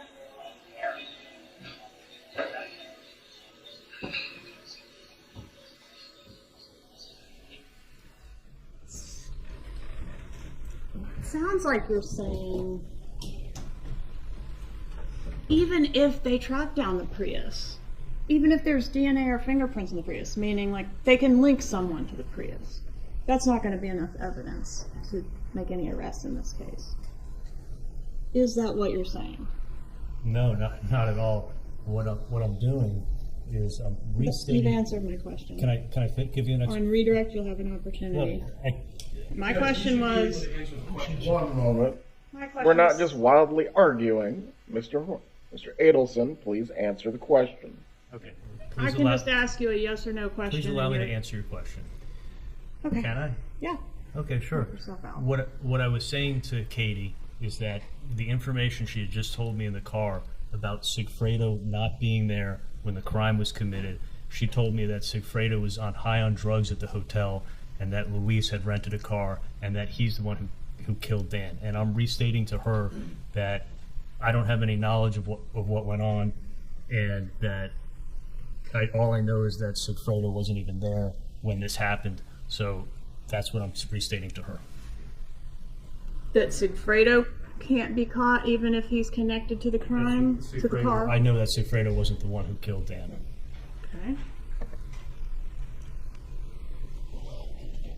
Wouldn't it be good for you, because you know now that Sigfredo is the extortionist, right? She just told you that in the car? Sigfredo, yeah. Okay. And wouldn't it be good for you if the police investigation into the Prius led to the arrest of the killers/extortionists? If they arrested the people that killed Dan, Yeah. I know the extortion would stop. As long as I kept my mouth shut, I'd be safe. Right. So why are you trying to argue to her that, like, the car is not going to lead anywhere? They're not going to be able to do anything with the car. That's not what I'm saying. I'm just saying that I know that Sigfredo wasn't the one who killed him. Did you say on this recording, if they're a bad guy, there's two ways of dealing with it? Go ahead and contact the police. They'll contact him, the blackmailer, and arrange a setup. Take him down, and he'll proffer 10 years, and now tell us everything you know, or else you're going to serve 10 years in prison. Next thing you know, this person is singing. He's calling out your name. My parents are going to have to tell the story of what happened. Singing about what? About the extortion? No, I think you're reading it wrong. I know the audible is bad. What would Are those the words? Yes, sir. What would the extortionist, and now I'm referring to the one that contacted your mother. The Latin King extortion. Well, they're both Latin kings, right? The second extortion. What would they have to sing about? The second extortion would be singing and talking about the first extortion, where they learned their information from. Who cares? That doesn't have anything to do with you. Well, when they catch the first extortion, Katie's tied to them and I'm tied to Katie. They're going to come talk to us, and we're going to be in danger when we tell them what happened. So that's I was saying if they catch the second, they're going to turn in on the first, and that's the same thing I said yesterday. You gave very precise instructions to Catherine McBanois on what she was to say when she calls the phone number, right? Yeah, you do that? Absolutely. And then you say, quote, "You'd better kill him because he's going to be a big problem. And he knows who you are. If he can't do it, I'll have someone else do it." Aren't you telling her that if Garcia can't handle this problem and kill whoever's behind this, you will have someone else do it? You're reading it totally wrong. It's a yes or no question, sir. No, you're wrong. When Dan Markel's murder was taking too long to happen, didn't you tell Catherine McBanois that if she couldn't get it done, you would find someone else to do it? No, I've never said that either. And then you said in the recording, I'm back to Dolce now. Yeah, and guess what? When the effing police show up and there's a doctor, there's an oral surgeon standing there with a dead gang member in his effing driveway, they're not going to come down too hard on me. So, you knew you'd be believed if you went to the police, right? I didn't know I'd be believed, but I fear for my life. And then you say, "So help me God, if they fuck with my family, it's gonna be fucking Nazi shit. Because this will be done." You know what I'm saying? I mean, Katie, I don't care what I spend, okay? I swear to God. What is Nazi shit? That's an expression that Katie would use to describe someone that's going crazy. 'Cause I think the Nazis were absolutely crazy people. So I'm saying I'm going to get somebody to go crazy on the guy that's trying to extort my mom for money. I'll pay someone to go threaten him and to scare him. I was not talking about killing anybody. Well, you say the word kill. Yes? No. Oh, when you're putting the words in my mouth, well, we can No, do that sir. sentence. Do you say the word kill? I'm talking about if Sigfredo's coming after you, he's such a dangerous guy, you'd have to kill him to stop him. That's the only thing you could do. Not talking about killing the extorter. I'm talking second extortion. Okay. I'm saying that if Sigfredo's coming after you, the only thing that you could do is you'd have to kill him to stop it. I'm not talking about killing anybody. I'm talking about that's the only way that you could stop Sigfredo from coming after you is you would have to kill him. And that's exactly what I said there. You're wrong. That's exactly what I said. All right, thank you. Nazis kill, right? Isn't that like their primary objective? No, I think Nazis are insane, crazy people. That exterminate, right? That kill, yes, but they're This- crazy. That was an expression she would use, and that's when I used it to her. But basically saying I'm going to have someone go crazy on this guy. I could have used the word crazy. I thought it was interchangeable. Isn't what you're doing here in this portion of the tape feeling her out to make sure Garcia doesn't have any bad feelings toward you? When I said it, yeah, I thought he could have been behind the second extortion. I think I've said that before. And you go into like how your relationships didn't overlap, you never disrespected him, and you mentioned that you don't think that they, I assume you mean these other people, associates that have contacted your mom, would want to mess with his connections, right? You remember? You're talking about the copycat extortion. Right. And then you ask if he's too far removed, or can he still make a call? Are you referring to Garcia in that?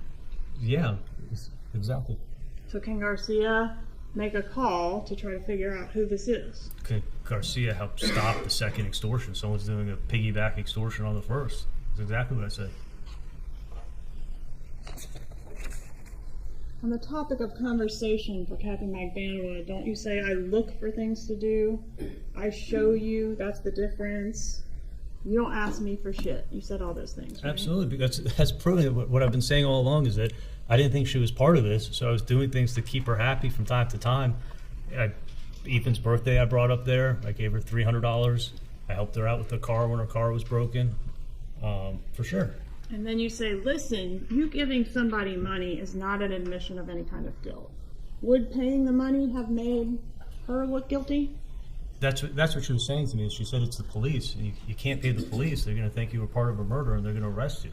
But if it was an extortionist, it could have created a monster, right? And if you don't pay the extortionist, you could get killed. So when Or you these could keep getting guys, extorted. I'm sorry, go I ahead. said if you don't pay the extortionist, you could get killed, or you could keep getting extorted. But your main concern was that if we pay, this guy will think I'm an ATM machine, right? He'll keep coming back again and again and again. Don't you articulate that to Catherine Magbanua? If it was an extorter, that was one of the concerns. The other concern was not paying him and getting killed. But what you say is, well, I don't remember the quote exactly. The main concern, what I'm most worried about, is that they're going to keep coming back for more, right? I don't remember using the word the main concern. But what you don't say in here is like what you or your homies have been doing to me for 2 years. Of course not. I don't want her to think I'm setting her up.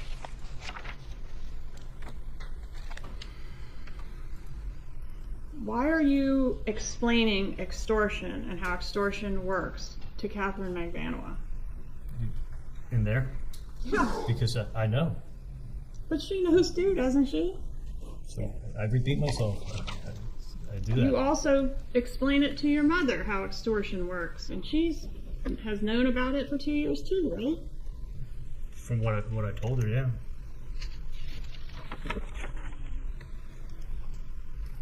I'm reminding her. Then you say, if someone's messing with you, they're messing with me. And if someone's messing with me, they're messing with you. It's one and the same, right? Yes, I said that. You're in this together, right? We're both innocent.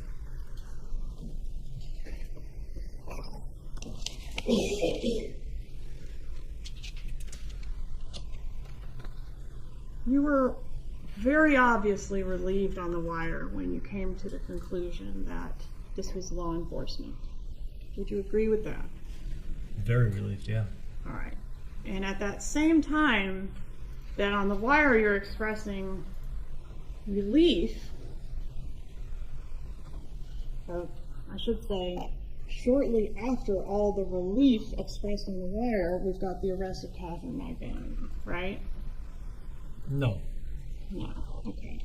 Would you agree that it goes relief on the wire, then arrest of Catherine Magbanua? Do you want to give me dates? Because Kathy was arrested 6 months later. Okay. The wire Can we was in agree April, that she was you were arrested in very October. relieved on the wire, and that 6 months later, Catherine Magbanua was arrested?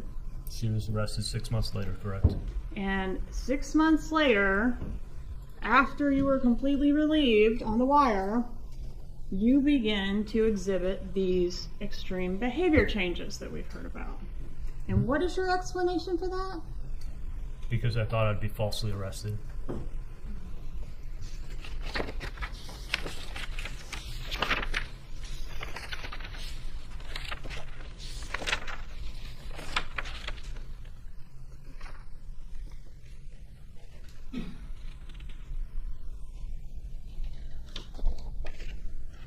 Did you encourage Catherine Magbanua to reconcile with Garcia? That's a yes or no. Yes, for sure I did. Was that a good decision for her or a good decision for you? Neither. You've heard your lawyer say that you talk a lot. Do you agree with that? Yes, I do. And you talk a lot on the wire, right? Yes, I do.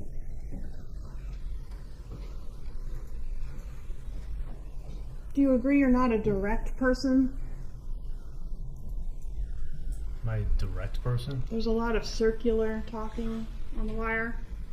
I mean, however you want to describe my mannerisms of talking, you're welcome to describe them.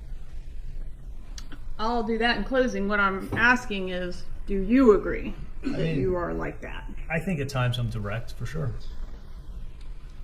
Do you have a way of saying things without really saying it? No, I think I'm pretty direct with things. Do you think you can talk your way out of this? No, I don't. I'm not part of a murder. Who are they going to believe, right? An oral surgeon or a gangster? That's extorting me in my driveway and coming and threatening me? You're untouchable, right? No, I'm not part of this murder. There was a lot of talk about going to the police on the wire, which I think we've well established did not happen. But you've always gone to the police before, right? I've had other things that I've gone to the police for, yeah. You've gone to the police in reference to something to do with your child's mother? Yes or no? Yes. You've gone to the police when you were threatened to be blackmailed over something with a woman back in 2015? Remember that? No, I didn't go to the police. Did you send a letter from your lawyer indicating that describing her actions as an attempted shakedown and indicating that not only will Dr. Adelson never pay a settlement, he will undoubtedly prevail and seek attorney's fees against your client? Right, that's a civil complaint, and somebody was making an unfounded civil complaint and threatening filing a lawsuit, and an attorney handled the civil complaint. The police were never notified, but it was a civil suit. It was somebody trying to shake you down for money. It was a unfounded claim from a civil suit to me and another dentist that it was involving. It was a claim that potentially had criminal implications as well, wasn't it, Doctor? For me? Yes. No. There was never a police investigation with that. In 2018, did you report an aggravated assault where a vehicle was driving aggressively and narrowly avoided striking you? I had a reporter almost kill my 10-week-old puppy dog that I was walking because I was going for a walk in the morning and he was stalking outside my house. In 2018, did you report an aggravated assault where a vehicle was driving aggressively and narrowly avoided striking you? It was more than almost hit my dog too, but yeah. Do your nephews deserve to know the whole truth about who killed their father? Yeah, now they do. Do Danny's parents deserve to know what happened to their son? Absolutely.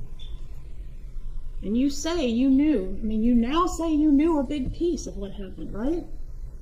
Yes. Do you feel bad about not volunteering that to Danny's parents?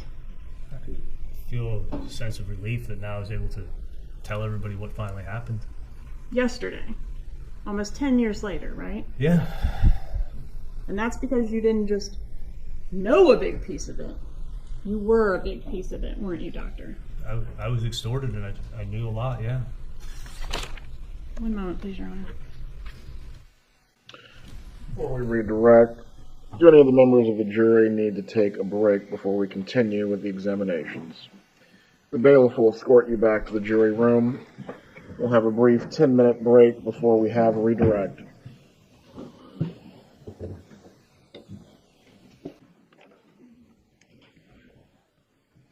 Members of the jury, I was informed by an unnamed source that some baked goods have made their way into the jury room.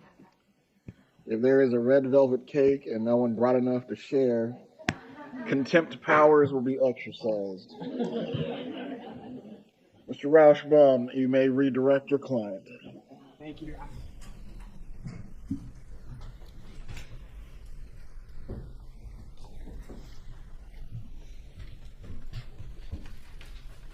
Do you remember when Ms. Cappleman asked you about that text on August 25th, 2014, when Katie said to lose her number? Do you remember those questions? Yeah. Isn't it true that within 12 hours of that text, you're offering her help on her car with an individual named Sully? Yes, I remember that. Why are you offering her that help just within hours after that text? Because I wanted to keep Katie happy, and she was getting mad at me, and I needed her protection. I didn't want her to stop protecting me. Now, there was a lot of questions about timing, and I want to make sure that everyone has this clear, because it's really important. In 2014, did you think Catherine Magbanua was extorting you? No, not at all. Now, after she went to trial and testified, and after you saw the evidence of the money that was in her accounts,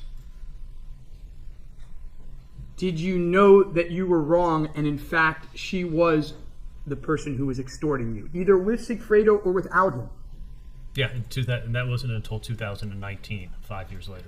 So when Ms. Cappleman shows you all of those text messages and emails in 2014 that seem friendly, At that point, and in 2016, that seemed friendly. And all the gifts. At that point in time, what did you think she was? I thought she was protecting me, and she got dragged into this the way I did. Now, do you remember when Miss Cappleman showed you that indictment? Yes. And it had your name on it and Catherine Magbanoa's name on it as co-conspirators? Yeah.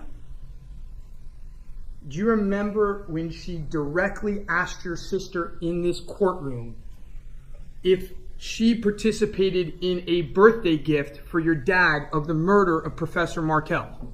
I remember her asking that. So her name's not in that indictment, but were you in this courtroom when the first thing in opening the state put on the board was a picture of all of you, because their theory is that all of you participated in this murder, right? Yeah, they said me, my mom, my dad, my sister. And their theory is wrong about your sister, correct? 100%. Just like it's wrong about you. 100%. Now, Ms. Cappleman asked you about you paying over time, as opposed to just paying the money all up front. Why did you pay over time? The reason I didn't pay it all off is because it became like a life insurance policy, and I felt like every month when I paid, I felt like they weren't going to kill me, because if they killed me, they wouldn't get the money next month. Ms. Cappleman asked you, does it make sense? Why wouldn't they just rob you? Remember she asked you that question? Yeah. Were you in the courtroom? Do you recall, when you were in the courtroom, do you recall Luis Rivera saying he just wanted to rob the lady? Do you recall that? Yes.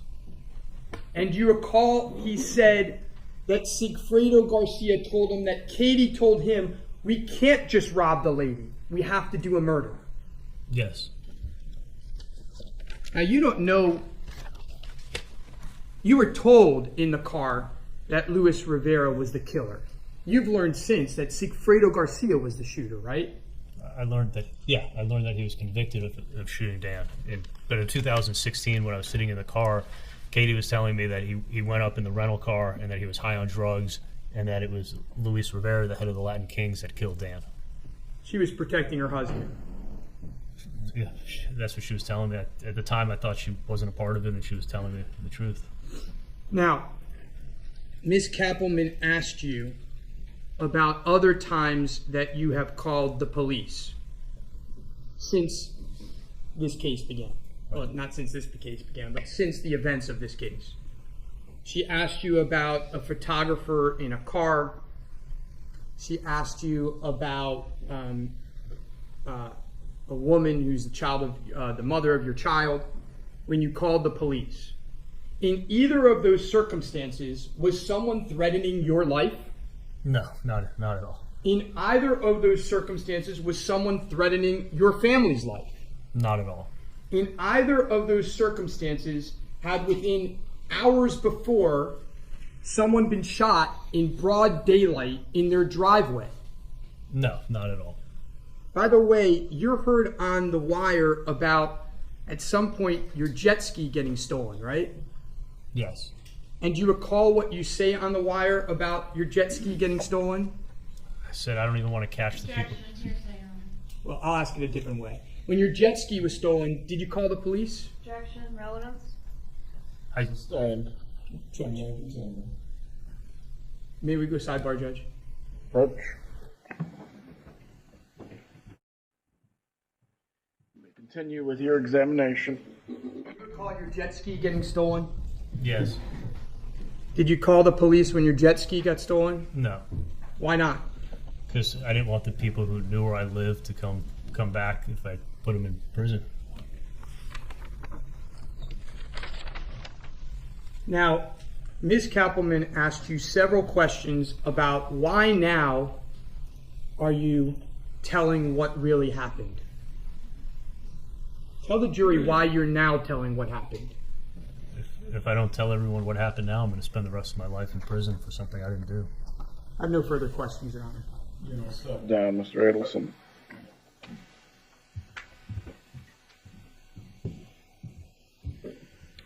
The attorneys can approach again on a brief matter. All right, members of the jury, I have news that's going to make you terribly sad. Well, before I give that, Mr. Rauschbaum, do you have any other witnesses you intend to call? No, Judge, we rest. Does the state plan to call a rebuttal case at this time? No, Your Honor.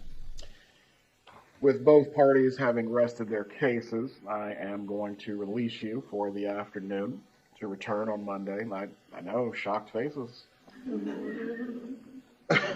With that, once again, I'm going to give you the same instruction. Do not discuss the case with each other or anyone else. Do not watch any news coverage. Do not find out any information concerning this matter. Again, this is going to be extremely important in reaching the end of this case. This instruction is being given to you for a very specific reason of not causing a mistrial by taking in information that did not take place in this courtroom. I know everyone before has agreed to abide by this and also related that you understood this instruction, but the reason I keep repeating it is because it's that important. Have a good weekend. We will see you Monday morning for closing arguments. Please report at 8:30.